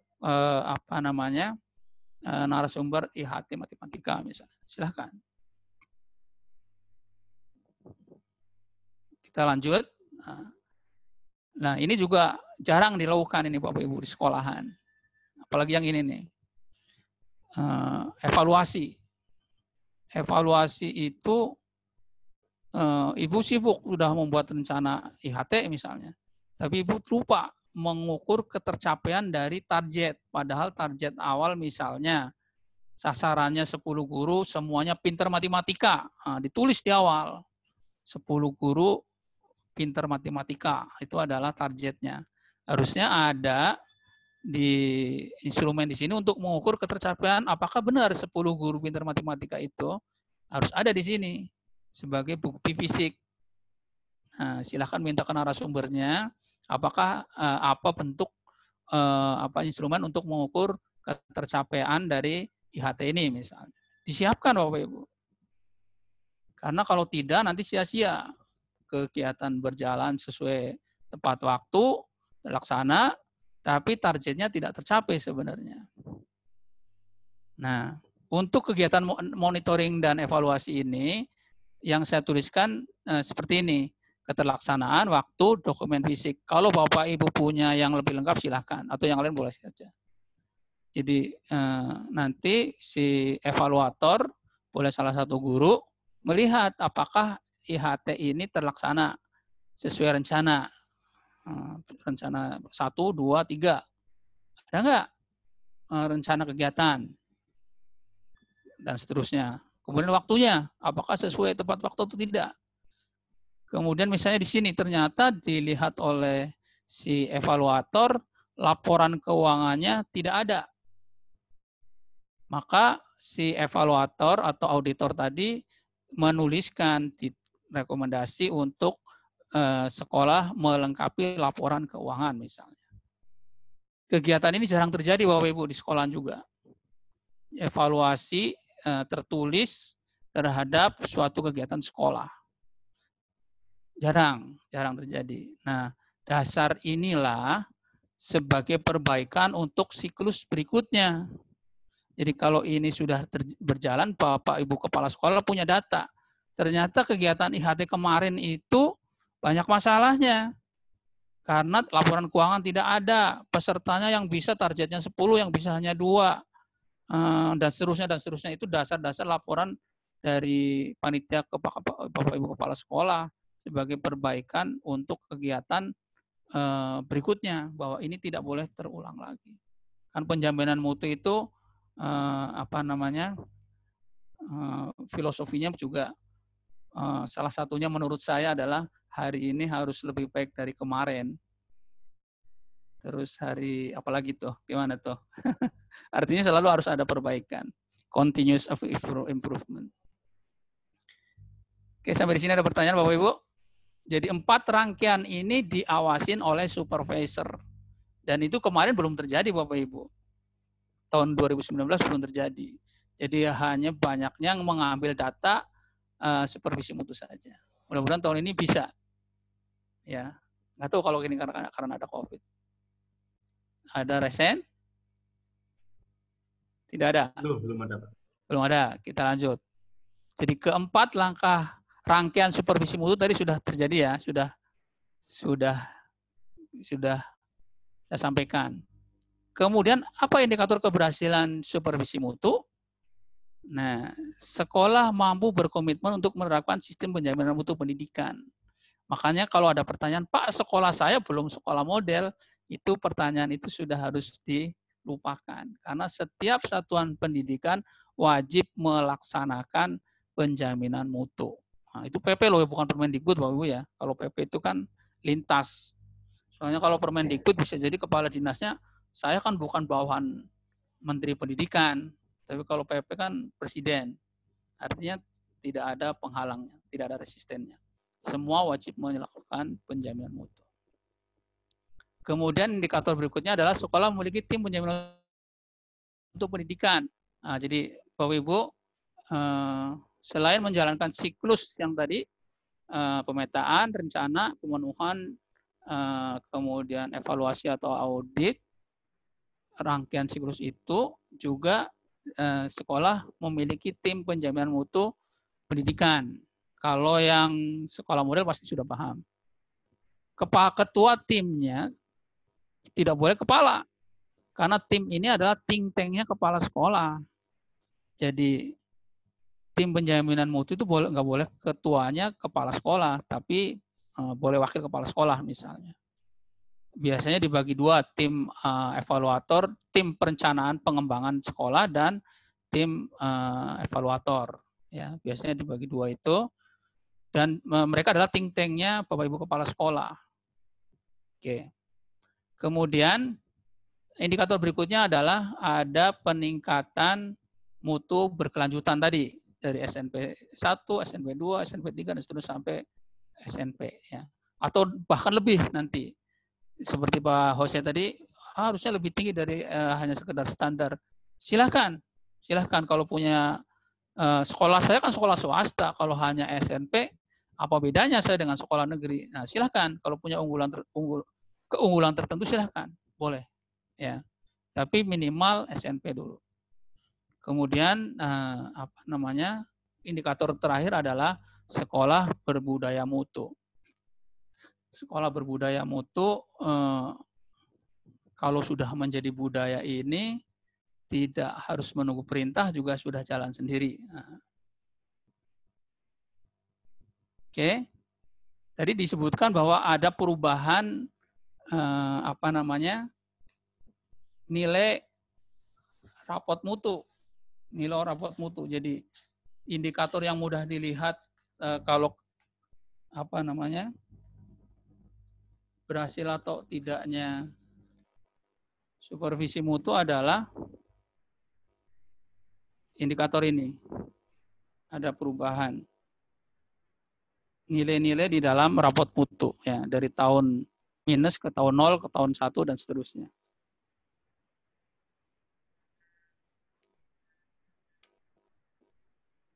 Sampai di sini ada pertanyaan Bapak Ibu? Belum ada, Mas Sur. Oke, kalau belum ada kita masuk ke supervisi mutu di dalam COVID-19, pandemi COVID-19. Ya, Bapak Ibu, saya termasuk bagian yang sebenarnya tidak setuju kalau sekolah itu di shutdown. Nah, harusnya yang berhenti belajar, artinya yang tidak ke sekolahan itu hanya siswanya saja. Jadi tidak total, termasuk LPMP ini harusnya. Karena kalau sudah di rumah beda rasanya. Ya. Kalau jadi istilahnya bukan shutdown, tapi siswanya saja belajar di rumah. Kalau semuanya sudah di rumah agak berbeda nuansanya. Rasanya juga berbeda. Ya, tapi itu sudah terlanjur. Oke. Tidak masalah. Artinya kalau sudah seperti ini kan agak seperti tadi misalnya Pak Bu Lia menanya tentang bagaimana supervisi atau bahwasanya tadi yang supervisi pada saat Prof. An mensupervisi akademik guru-gurunya yang pada di rumah, agak repot jadinya emang kan gitu. Tapi kalau gurunya tetap terjadwal datang ke sekolah, agak lebih mudah supervisi akademisnya. Oke. Dalam kondisi pandemi COVID-19, pembelajaran harus online. Ya. Pembelajaran online berarti supervisinya harus berbasis TIK. Itu pilihannya. Tapi apapun kondisinya, kalau emang sudah menerapkan penjaminan mutu, ini harus berjalan sebenarnya. Jadi bukan pilihan. Ya. Artinya LPMP dan pengawas tetap harus mengawal proses penjaminan mutu seperti ini. Kalau perusahaan begitu di shutdown, dia tutup sementara, ISO-nya bisa berhenti. Ya, tapi kan pendidikan ini tidak di shutdown, tidak berhenti nih sebenarnya. Karena pendidikan tidak boleh berhenti. Artinya proses penjaminan mutu tetap harus berjalan. Dan LPMP dan pengawas tetap wajib mengawal proses ini berjalan. Oke, walaupun karena kita tidak bisa berkerumun, maka menggunakan berbasis TIK. Jadi proses supervisi mutunya nanti berbasis TIK. Oke, ini ada beberapa orang peneliti yang sudah melakukan penelitian, ternyata supervisi yang menggunakan berbasis TIK itu bisa kok tidak gagal total, atau bahkan ada yang berani bahwa supervisi dengan TIK itu bisa efektif. Nah, kalau Bapak Ibu kepengen tahu keseluruhan penelitiannya, nanti coba aja dikulik kulik hasil penelitian dari teman-teman ini. Gitu Bapak Ibu ya. Oke. Terus teknisnya gimana Pak? Supervisi mutu ini kalau dalam kondisi seperti ini. Dalam kondisi seperti ini, maka instrumen supervisi mutu yang ini instrumen supervisi mutu Bapak Ibu yang bawah. Instrumen supervisi mutu ini bagaimana cara mengisinya? Kemudian tadi rangkaian dari supervisi mutunya bagaimana? Kan pengawasnya di rumah, kepala sekolahnya di rumah, gurunya di rumah. Nah, ini. Maka pengambilan datanya bisa melalui angket. Jadi instrumen yang dari LPMP ataupun dari nasional, dibuatlah Google Form-nya seperti yang disampaikan oleh Prof. An juga dikirim ke kepala sekolah dan guru. Ya. Kemudian dari itu digaris dasar oleh pengawas untuk mengisi instrumen supervisi mutunya dan melakukan analisis. Pak, kalau pembelajarannya gimana? Kalau peserta didik kalau kelasnya kelas online-nya berjalan, ada kelas online, silakan pengawas ataupun ibu kepala sekolah masuk sebagai peserta di dalam pembelajaran online.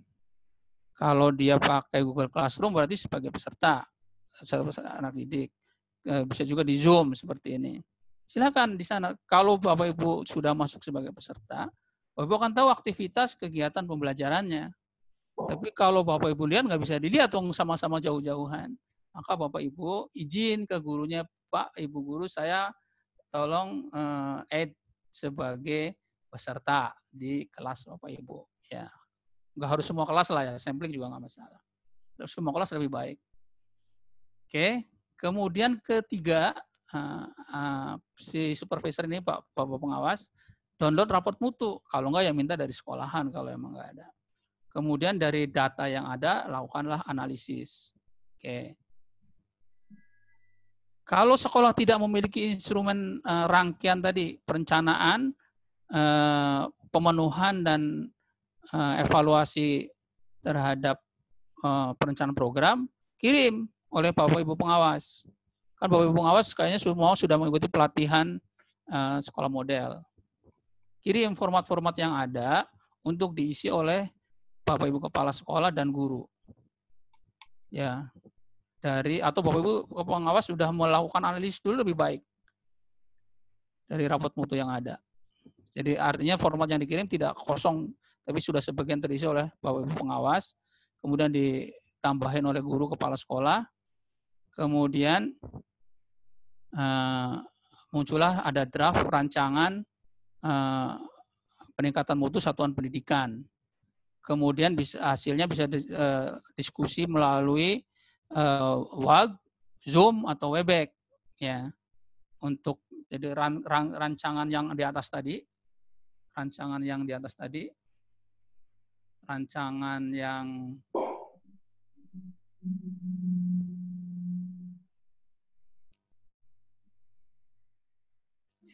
slide dari mulai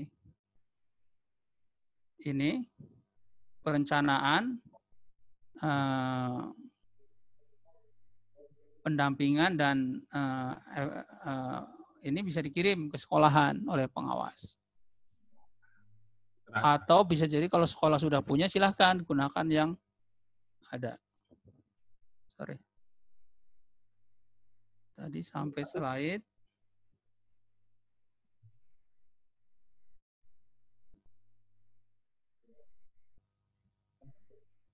Pak Sur? Ya, siap. Ada yang mau nanya nih Pak Sur? Boleh, silakan. Pak Suwardi. Mangga Pak Wardi. Pak Suwardi, mangga Pak Suwardi Bu Wisang.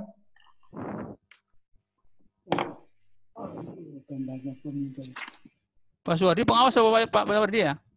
Ya. Ya, silakan Pak Wardi. Mangga. Terima kasih dari pagi pengen ikut nimbrung tapi waktunya sibuk ya. Ya. Oke, mangga Pak Wardi, silakan. Assalamualaikum warahmatullahi wabarakatuh. Waalaikumsalam warahmatullahi wabarakatuh.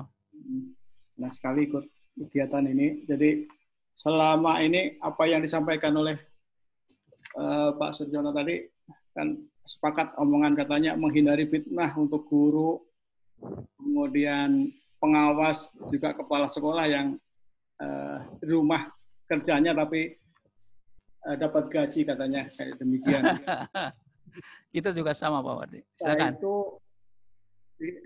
dilihatnya sesuatu yang negatif oleh masyarakat, padahal kita kalau jujur bekerja itu kalau memang pengawasnya benar dari pagi sampai malam juga masih nguprek aja di depan komputer Pak, yang saya pahami, yang saya lihat kebetulan juga di rumah juga istri juga guru demikian kondisinya, jadi nggak terbatas oleh waktu. Kalau ada orang yang ngomong gitu saya kurang setuju sama dengan Pak Surjono.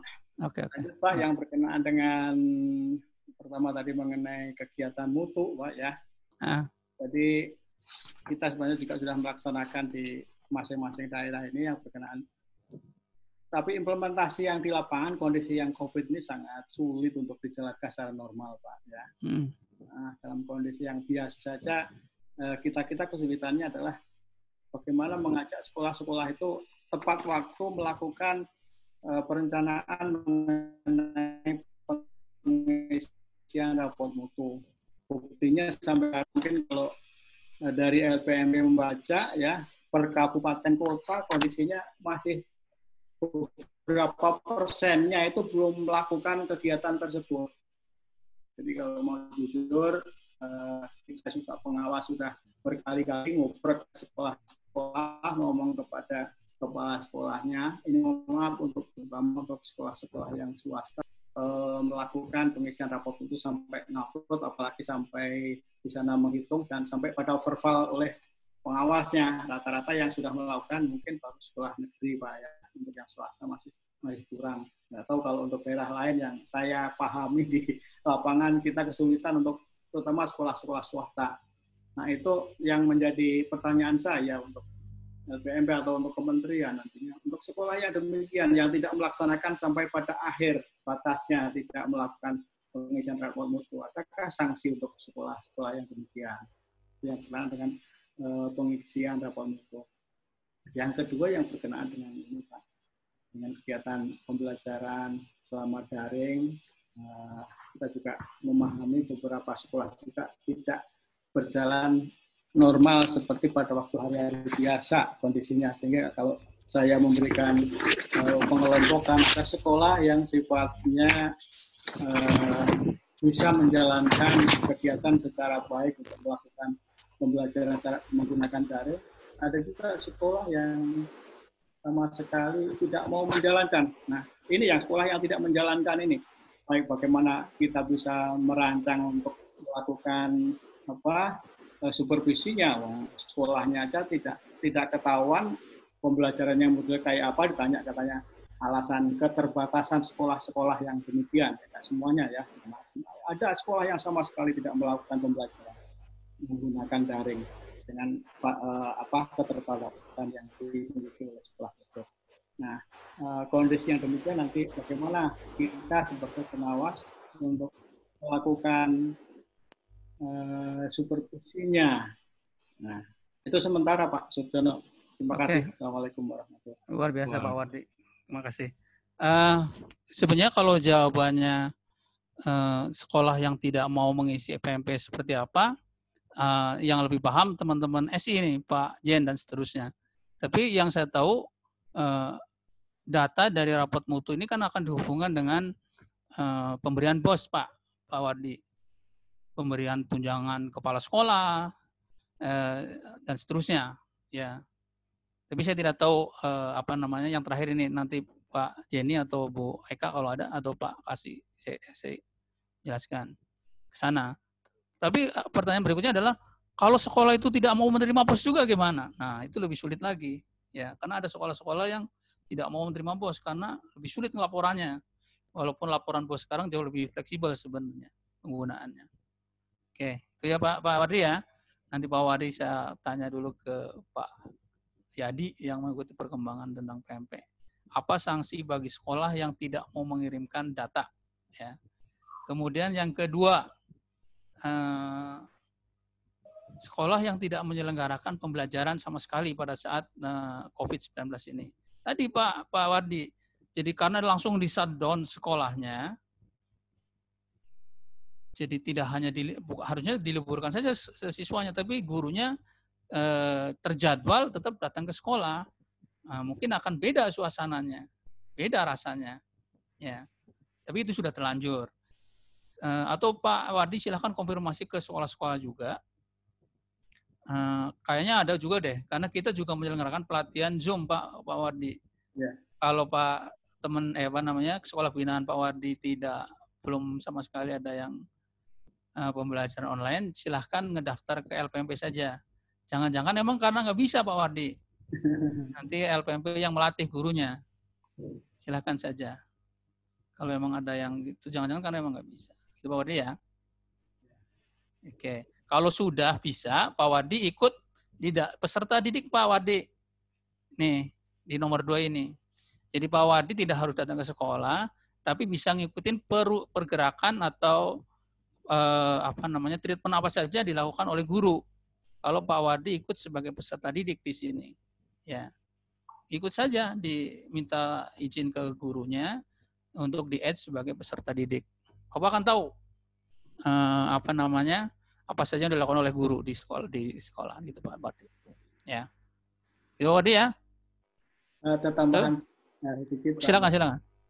Jadi saya juga sudah berusaha untuk melakukan kegiatan-kegiatan yang sifatnya untuk berkomunikasi dengan sekolah, ya.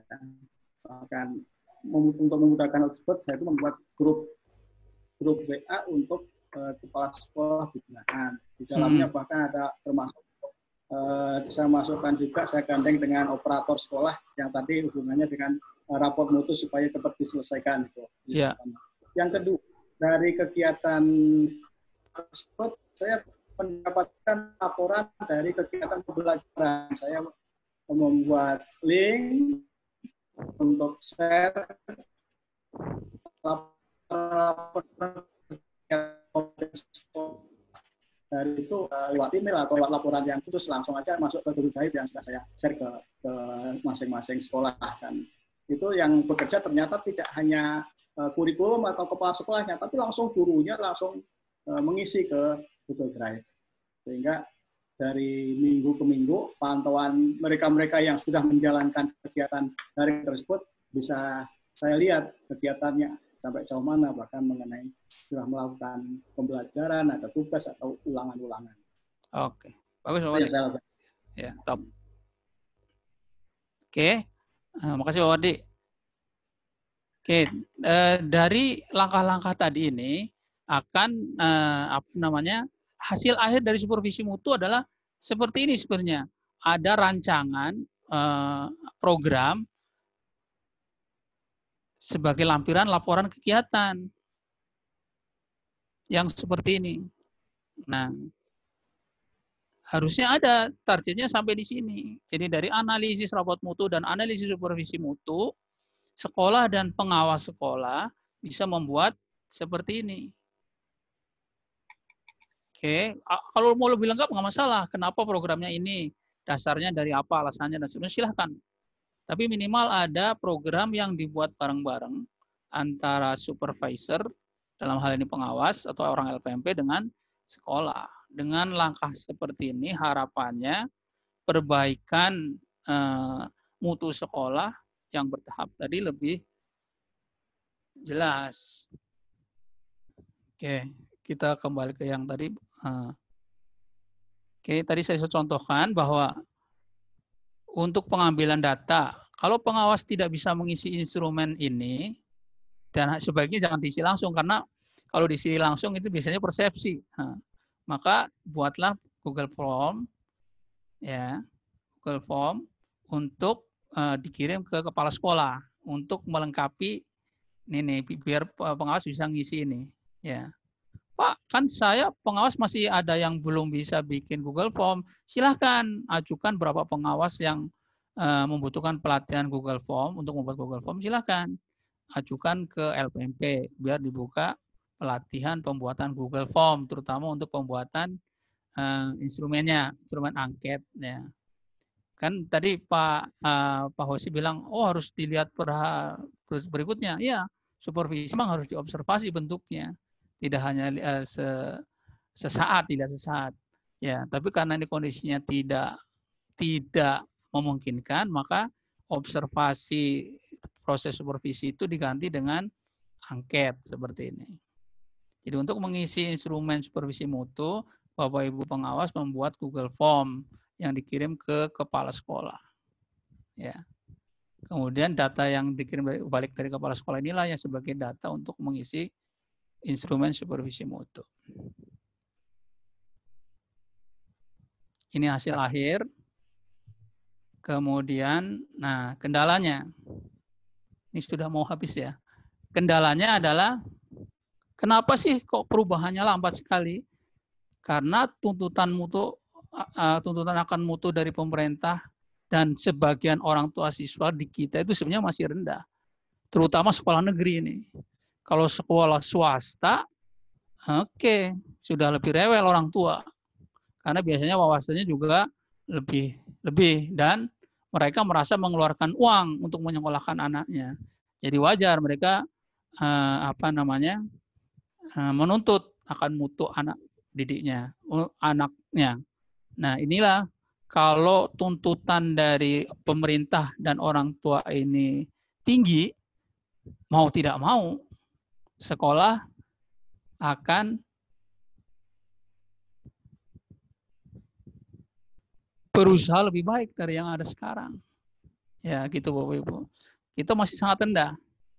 Pemerintah juga kan tadi, yang seperti ditanya Pak Wardi tadi, kalau tidak ngisi PMP, emang ada aturannya, kalau tidak ada ngisi nanti akan dihubungkan dengan pemberian pos, dan seterusnya. Nah, realisasinya kita tidak tahu apakah seperti itu atau tidak. Ya. Oke, yang lainnya nanti banyak kendala di misalnya yang tadi, online, jaringan, kelemahan TIK, pemohon TIK, dan seterusnya. Tapi kalau ini tuntutan ini besar dari pemerintah dan dari orang tua siswa, kendala yang lainnya pasti akan menjadi lebih kecil karena mau nggak mau harus dijalankan kan gitu loh Bapak Ibu. Oke, itu dari saya. Ada yang ya. Ada lagi Pak Sur ini yang mau nanya Pak Asep Rohman. Silakan Pak Asep. Asep Rohman, mangga Pak Asep.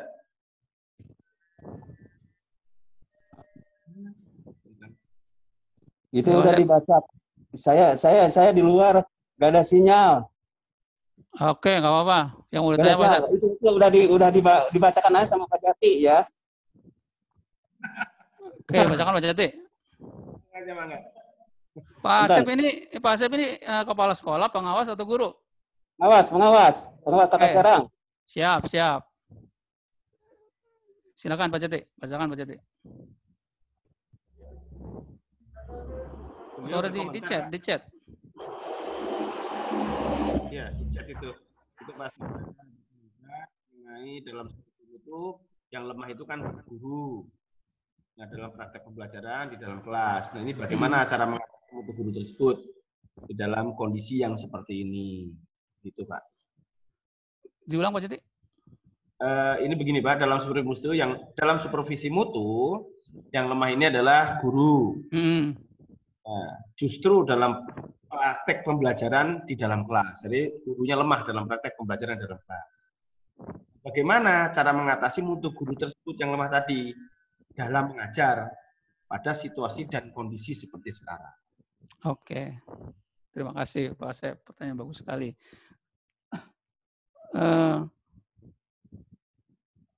Rendah di dalam pelaksanaan pembelajaran. Pelaksanaan pembelajaran itu rangkaian yang panjang loh, perencanaannya, pelaksanaannya, dan evaluasi.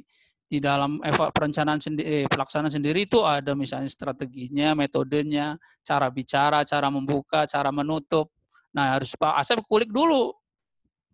Pak Asep silakan dikulik dulu. Sebenarnya kelemahannya di mana? Jangan kesimpulan total, kesimpulan general. Ya, gagal di dalam atau lemah di dalam pelaksanaan pembelajaran. Kulik dulu Pak Asep. Sebenarnya kelemahannya di mana nih? Di TIK kemungkinan, penggunaan media, di cara bicara, pemahaman konsep, dan seterusnya harus dikulik dulu Pak Asep. Ya, kalau sudah ketemu, itu baru langkah penyelesaiannya. Kalau dalam kondisi seperti ini gimana? Nah, ya paling diskusi melalui WA Pak Asep. Atau Pak Asep kirim-kirim video-video contoh pembelajaran yang menurut Pak Asep yang bagus ke beliau, ke gurunya. Gitu Pak Asep. Atau hanya di proses pembelajaran sekarang gini maksudnya Pak Asep. Maksudnya tidak menguasai TIK seperti pertanyaan Bu Lia tadi. Ya. Itu masalahnya. Iya. Ketika proses. Sekarang, kondisi sekarang. Iya. Jadi tidak bisa menggunakan TIK ya Pak Asep ya? Iya. Silakan Pak Asep kumpulkan saja berapa orang gurunya, kemudian bukan gurunya dikumpulkan datanya, kemudian Pak Asep ngirim ke LPMP minta dilatih gurunya, nanti dilatih via Zoom atau via apalah namanya, silakan ke Webex atau apa saja. Lalu gitu Pak Asep. Ya. Iya, oke. Oke. Iya. Silakan. Terima kasih Pak.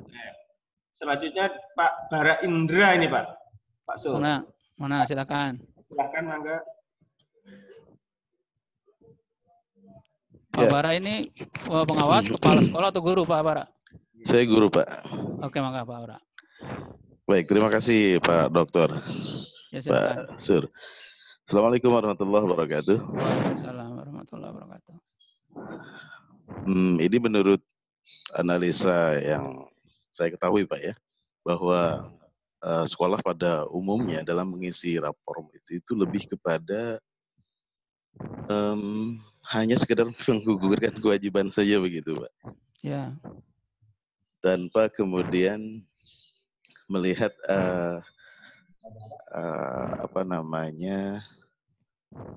manfaat yang besar yang mungkin saja diperoleh dari pengisian rapor mutu tersebut.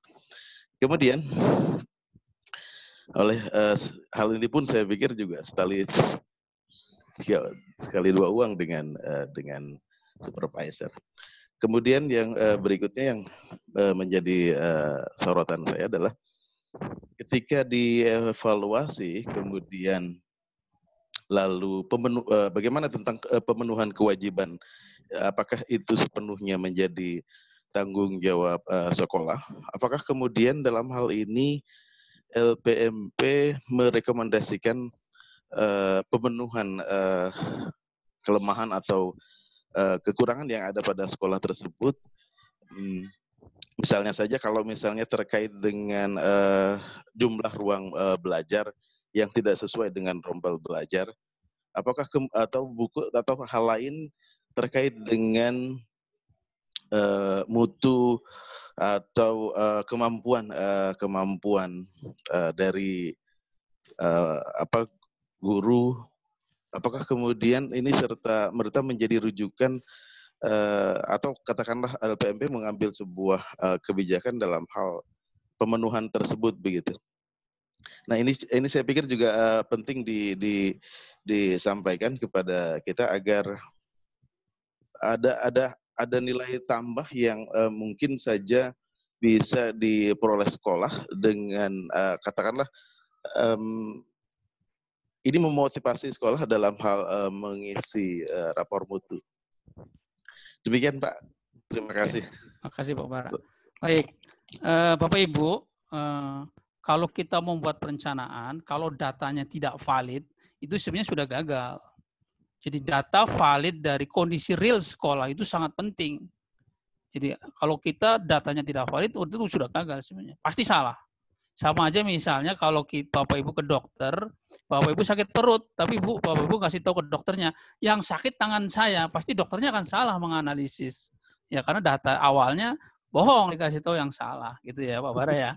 Jadi ya manggalah kesadaran, karena tidak mungkin membuat perencanaan kalau data awalnya tidak valid. Oke, itu yang pertama. Kemudian LPMP wajib Pak, karena di PP 19 pasal 92-nya itu LPMP itu berkewajiban mensupervisi dan membantu dalam pelaksanaan penjaminan mutu pendidikan. Jadi wajib. Jadi mudah-mudahan ingin diingatkan juga ke LPMP-nya nih, Bapak Ibu LPMP. Ya. Jadi itu pasal 92 PP 19 2005 yang sudah direvisi beberapa kali itu. Tapi nggak berubah ya, jadi LPMP-nya wajib. Kemudian memang betul Pak, untuk meningkatkan rapor mutu itu banyak hal yang sekolah tidak sanggup sebenarnya, misalnya pemenuhan PTK, laboratorium, laboran, pustakawan misalnya, apalagi tadi ruangan kelas misalnya, kan tidak mungkin kalau sekolah, dari mana duitnya, apalagi kalau negeri ya. Nah itu emang makanya rapor mutu ini oleh kita Pak LPMP juga di-share juga, kita ngundang juga dinas Pak. Jadi pada saat analisis rapor mutu itu, kita undang juga dinas Pak. Dinas dan perencanaan daerah. Kita undang Pak, biasanya setiap akhir tahun kita undang. Menceritakan kondisi rapor mutu dari masing-masing daerah Pak. Itu Pak, yang sudah kita lakukan. Itu Pak Bara. Iya, hanya saja mungkin yang jadi pertimbangan pemerintah daerah tidak berdasarkan apa yang disampaikan oleh LPMP begitu kali Pak ya? Kita kurang tahu Pak ya. Kita tidak berprasangka. Yang pasti setiap akhir tahun LPMP itu ngundang beliau-beliau ini, baik dari dinas, dari apa aja nih Pak Jati, saya lupa juga, PKD, Bapeda ya. Bahkan kadang-kadang kita ngundang anggota DPRD-nya juga Pak Bara. Biar tahu, kita tunjukkan kondisinya. Ya gitu Pak. Ya, apalagi kalau kemudian data yang diperoleh LPMP ini kan kemudian dimasuk ke bank data begitu ya, sehingga Iya. idealnya hal ini menjadi prioritas, katakanlah terlebih melihat kondisi sekolah yang disampaikan dalam rapor mutu tersebut. Begitu. Iya, betul Pak Bara. Ya kita titip ke pengawas juga Pak Bara. Jadi pengawas ini sekaligus pada saat supervisi mutu nanti juga memberikan sosialisasi ke teman-teman guru bahwa rapot mutu itu data dasar yang sangat penting untuk pengambilan keputusan berikutnya. Itu kan butuh kesadaran Pak Bara. Karena alasannya kan, instrumennya banyak sekali Pak. Item pertanyaannya misalnya gitu. Itu Pak Bara ya. Baik, terima kasih Pak Dokter. Ya. Berikutnya Pak Dek. Baik, berikutnya Pak Huta Barat. Mangga Pak Jos Huta Barat. Bahas. Jangan bahas. Halo Pak. Ya. Siap. Saya tadi ini lagi Pak, melanjutkan pertanyaan saya tadi Pak. Terus sudah Bapak tambahkan juga bagaimana penjaminan mutu di situasi COVID ini. Nah, ada beberapa indikator tadi, ada SKL, ada PTK. Tapi saya pertama Pak dari SKL dulu Pak, standar kompetensi lulusan. Nah, apalagi tahun ini kan nggak ada UN, ya kan Pak? Anak bisa otomatis langsung naik kelas, gitu kan? Nah, ini kan itu berdasarkan surat edaran nomor 4 itu. Nah, yang tadi juga saya tanyakan, kita guru-guru ini terjebak dalam isu fleksibilitas. Di sisi lain kan kita kan harus tetap mempertahankan mutu. Itu juga yang saya sampaikan pada hari Selasa sebelumnya waktu kita seminar penilaian. Ini kan berkaitan juga dengan mutu. Nah, ini menjadi saya juga Pak ya, perhubungan saya. Terus bagaimana nanti ke depan ini? Apakah jadi sepertinya pembelajaran kita sekarang ya seperti pertanyaan Bapak tadi, ya banyak sekarang sekolah ya alasan kekurangan fasilitas ya sudah aja ke TPRI kan, walaupun memang sekarang ya agak sedikit bermanfaat juga sih, cuman kan bagaimana sekolah di situ yang harusnya tetap menjaga siswa-siswinya tetap belajar dan kompetensinya tetap tercapai dengan baik begitu kan. Nah, ini bagaimana nanti Pak indikatornya ini? Mungkin apakah tahun ini apakah ada perubahan terkait tentang itu ketika kita mengalami situasi ini? Makanya kan saya juga sebagai guru menyuarakan ada baiknya kita buat kurikulum darurat dan mutu kita pun harus kita geser ke arah sana. Bukan hanya kita mengalami pandemik, begitu kan? Mungkin apalagi kita sekolah kita kan di rawan bencana. Misalkan ke bulan Januari kemarin banjir, sekolah ditutup, ya tetap pembelajaran bisa berlangsung, mutu pun tetap berjalan dengan baik sebagaimana mestinya, begitu Pak. Oke, saya punya pertanyaan untuk Pak Jose. Selama pandemi ini sekolah itu shutdown atau gurunya tetap berkantor bergantian Pak Jose? Kalau di sekolah kami Pak tetap berkantor kami Pak. Oke. Tapi dengan pengaturan posisinya jaga jarak karena kan kita kan tidak ada kantor guru, kita pakai gunakan ruang kelas gitu kan Pak. Jadi sendiri. Oke. Kalau gurunya masih bergiliran datang ke sekolah, kemudian proses PBM-nya masih berjalan Pak ya, masih iya, ada. Pak, betul, Pak. Tapi kalau yang shutdown ini yang benar-benar jadi sama sekali sekolah itu tutup itu yang agak ngeri sebenarnya. Ya. Betul Pak. Terus tadi mengenai dalam pandemi seperti ini, ya emang agak susah Pak Jose. Makanya di pengisian rapot mutu kalau Pak Jose sudah menggunakan rapot mutu online, saya tahu dari teman-teman juga dari kementerian sudah membebaskan di Dapodiknya tidak semua KD harus diisi. Jadi ternyata kemarin pada saat shutdown itu baru KD keberapa, selama pandemi ini bisa nambah 1 KD ya sudah cukup katanya bisa. Itu Pak. Ya.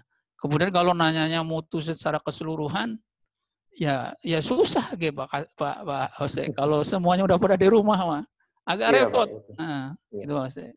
Ya, mudah-mudahan sih tidak lost generation lah ya. Kan hanya 1 semester. Itu Pak Jose. Oke Pak, terima kasih Pak. Iya. Silakan Pak Dek. Ya, satu lagi Pak dari Pak Salam. Pak Salam, Angga silahkan. Pak Salam. Ya, terima kasih Pak Nanti. Selamat sore Pak Dokter. Saya akan tanya 2 hal. Yang pertama, tadi sudah disampaikan PMP dan rapot mutu Pak. rapat mutu ini kan selain tadi untuk misalnya pemberian dana pos dan sebagainya, saya lebih melihat bahwa ini akan dijadikan program sekolah untuk tahun berikutnya berdasarkan rapat tersebut. Tapi saya melihat ini masih banyak kendala. Kendalanya di mana? Bahwa dalam pengolahan data PMP sendiri, saya melihat ini kan lambat, Pak ya. Artinya begini, kalau tidak salah bahwa input PMP yang sekarang kita laporkan ke dinas itu kan adalah untuk evaluasi kinerja kita tahun ajaran 2019-2020. Ya, yang seharusnya di awal tahun ajaran 2020 2019-2020 di awal tahun ajaran 2020 itu sudah bisa digunakan, Pak. Kita sebagai sekolah untuk menyusun program, karena dari rapat mutu itu kan nanti kan kita bisa melihat titik lemah sekolah kita itu di mana. Selama ini yang kita dapatkan bahwa rapat mutu itu bisa, saya tidak tahu apakah rapat mutu sekarang sudah keluar atau belum nih yang sekarang. Oke. Ya. PMP lambat ya. Ya, artinya yang kedua dalam pengelolaan begitu Pak. Artinya rapat mutu gimana supaya nanti bisa lebih cepat, supaya ya paling lambat mungkin September atau Agustus lah sudah ada rapat mutunya. Mungkin tinggal diubah inputnya kapan gitu, supaya bisa dimanfaatkan oleh sekolah. Yang kedua kaitannya dengan pembelajaran di masa COVID-19 ini, memang sekolah serba salah Pak, dalam arti satu sisi misalnya tadi dikatakan bahwa ya kita menurut perintah dari kementerian, dari dari dinas kabupaten bahwa awalnya kan kita boleh ke sekolah guru ya. Terus belakangan kan juga ada perintah bahwa guru pun tidak boleh ke sekolah, apalagi piket seperti tadi. Kemarin tuh kita membaca edaran yang baik dari Pak Menteri maupun dari Kadis, sehingga memang yang kita lakukan adalah pertama bagi anak yang punya akses online ya kita lakukan pembelajaran online melalui misalnya WA. Kita untuk SD memang belum semuanya bisa punya perangkat seperti Google Classroom dan sebagainya Pak gitu. Ya. SD saya khususnya. Jadi yang kami lakukan pertama waktu awal libur kita bagikan buku paket Pak itu. Gitu. Kita bagikan buku paket, terus kita juga kasih tugas-tugas itu, dan kita juga ingat rambu-rambu dari kementerian bahwa tidak harus mengejar target materi, artinya target kurikulum secara 100%. Nah, ya. Ini yang kedua, kita juga meminta laporan kepada orang tua melalui WA tadi untuk melaporkan bagaimana pembelajaran anak di rumah. Cuman kesulitan kami memang bagaimana ini misalnya untuk mengevaluasinya, seberapa jauh tingkat pencapaian kompetensi anak ketika belajar di rumah dengan keterbatasan kami tadi gitu Pak. Gitu. Terima kasih. Oke, luar biasa Pak Salam. Yang pertama yang bisa ngejawab ini masalah PMP ini Pak Jenny. Mas Jenny monitor. Mas Jenny? Ya. Ya, ada 2 pertanyaan tadi Mas Jenny. Yang pertama itu sanksi sekolah yang tidak mengisi PMP. Dan ini yang pertanyaan orang berikutnya adalah kenapa PMP itu selalu lambat? Silakan. Ya, Pak Jenny ini bagian data mutu Pak. Ya, saya bantu menjawab aja, mungkin kalau ada yang agak keliru bisa dikoreksi juga ya Pak. Iya silakan. Jadi untuk PMP itu kan aplikasi yang buat itu dari pusat. Jadi kalau kita dari LPMP itu hanya ibaratnya mensosialisasikan atau meneruskan kebijakan yang ada di pusat. Jadi kalau untuk kendala kenapa sih sampai sekarang itu PMP-nya masih ada yang ngadat, ada yang belum bisa sinkron dan lain sebagainya, itu kalau dari LPMP sendiri itu tidak bisa membantu untuk mengatasi hal tersebut. Paling tidak yang bisa kita bantu itu dengan menampung apa aja permasalahan-permasalahan yang ada, nanti kita sampaikan ke pusat, sehingga dan itu pun kita nggak bisa menjanjikan ibaratnya secara langsung bisa terselesaikan, karena kita juga harus nunggu jawaban dari pusat. Biasanya nanti setelah ada jawaban dari pusat itu bakal kita teruskan kepada yang bertanya-bertanya itu, seperti itu. Terima kasih. Saya bisa minta ini lagi, Pak. Ini siapa nih? Pak Salam masih. Oh, Pak Salam masih. Silakan Pak Salam. Maksud saya gini, Pak. Ini sistem ini kan sudah dilaksanakan tidak hanya tahun ini saja gitu. Udah beberapa tahun PMP ini dilaksanakan, dan saya lihat laporan tentang rapot mutu itu dari dulu begitu saja, Pak. Artinya kenapa sih tidak dievaluasi? Kalau misalnya PMP ini tidak efektif, kenapa masih dipertahankan sampai sekarang gitu? Kalau tadi disampaikan bahwa permasalahan-permasalahan lambat ini itu dan sebagainya ada di pusat, kenapa ini sudah sekian tahun? Padahal itu kan sudah di-drillkan kami sebagai sebuah konsep. Kami sekolah model, Pak, bahwa untuk menyusun program dasarnya adalah rapot mutu. Kan gitu, Pak? Iya, iya. Nah, tapi kan ini beberapa tahun berjalan dan berjalannya begitu-begitu saja dengan banyak hambatan. Kenapa tidak dievaluasi, diganti dengan sistem lain yang lebih mudah, lebih gampang digarapnya, sehingga ketika itu menjadi sebuah konsep yang harus dilalui oleh sekolah,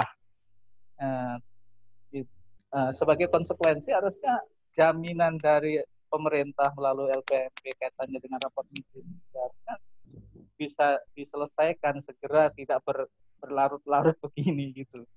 Jadi sekolah kadang-kadang ini menyusun program, suruh nunggu rapot mutu, boro-boro rapot mutu sampai akhir tahun, sekarang mau tahun ajaran baru, rapot mutunya sudah belum keluar, Pak. Padahal itu harus kita gunakan tahun kemarin. Kita sudah harusnya mengisi rapot mutu lagi ini bulan-bulan untuk menjelang tahun ajaran baru yang akan datang, kan gitu. Artinya ketika misalnya program ini tidak efektif, kenapa tidak diusulkan dihapus saja, buang-buang uang negara? Mohon maaf nih, Pak, mohon maaf ya. Oh, nggak apa-apa, bebas. Iya, jadi gitu. Ini kan bukan hanya tahun ini, kalau misalnya tahun pertama itu mungkin kita masih maklum karena masih perbaikan sistem dan sebagainya gitu ya. Ini kan sudah bertahun-tahun, Pak, gitu. Yeah. Kenapa tidak dievaluasi keefektifan program ini? Kalau nggak efektif, maka ganti media lain. Yang lainnya sebenarnya instrumennya juga itu saya lihat kemarin saya sampai itu ketika ngisi instrumen itu kita kumpulkan semua guru, karena mohon maaf kalau guru SD kan tingkat kompetensinya tidak semuanya sama, sehingga kadang-kadang ada beberapa instrumen yang dibaca bisa, paham tidak gitu, Pak. Karena itu kemarin kami mencoba itu semuanya kita bahas gitunya, suruh ngisi berdasarkan pemahaman masing-masing, yang tidak paham instrumennya baru kita bantu. Ini maksudnya begini. Nah, ini dari sisi instrumen juga sebenarnya saya lihat terlalu banyak, apalagi tadi berkaitan dengan ditanyakan oleh penanya sebelumnya. Kalau misalnya kira-kira sekolah tidak mampu untuk melakukan itu kaitannya dengan misalnya sertifikasi untuk pustakawan, untuk ini dan sebagainya, itu kan harusnya dibuang saja, Pak. Karena itu kan rapat mutu sekolah. Bisakah sekolah tidak bisa, padahal sebenarnya kan pemerintah yang tidak sanggup menyediakan kelas dan sebagainya. Terima kasih, Pak. Oke, sudah luar biasa, Pak Salam. Itu sebenarnya sudah keluhan yang banyak di mana-mana, Pak Salam. Tapi niat awalnya sebenarnya bagus. Jadi negara ini hanya akan ada satu data tentang sekolah. Ya, jadi nanti baik pusat, pemerintah daerah maupun sekolah itu memiliki satu data yang sama untuk data tunggal ini untuk perbaikan bersama. Sebenarnya niat awalnya bagus. Jadi kalau yang sekarang kan datanya masing-masing itu kan nanti bisa tumbang tindih. Itu niat awalnya. Jadi hanya satu data tunggal untuk data sekolah. Ya. Kemudian kalau kenapa berlarut-larut masalahnya, harusnya yang jawab ini tadi Mas Jenny itu yang di bagian data LPMP. Tapi Mas Jenny tadi sudah menjawab bahwa permasalahannya di Jakarta, Pak Salam. Ya, artinya Pak Jakarta ini tidak berkualitas kali Pak Salamnya. Hanya itu yang kita bisa jawab Pak Salam ya, bahwa LPMP itu tidak bisa berbuat apa-apa kalau di permasalahannya ada di Jakarta. Paling ya kita teruskan saja. Itu Pak Salam. Yang untuk PMP. Oke. Kemudian untuk yang pembelajaran daring.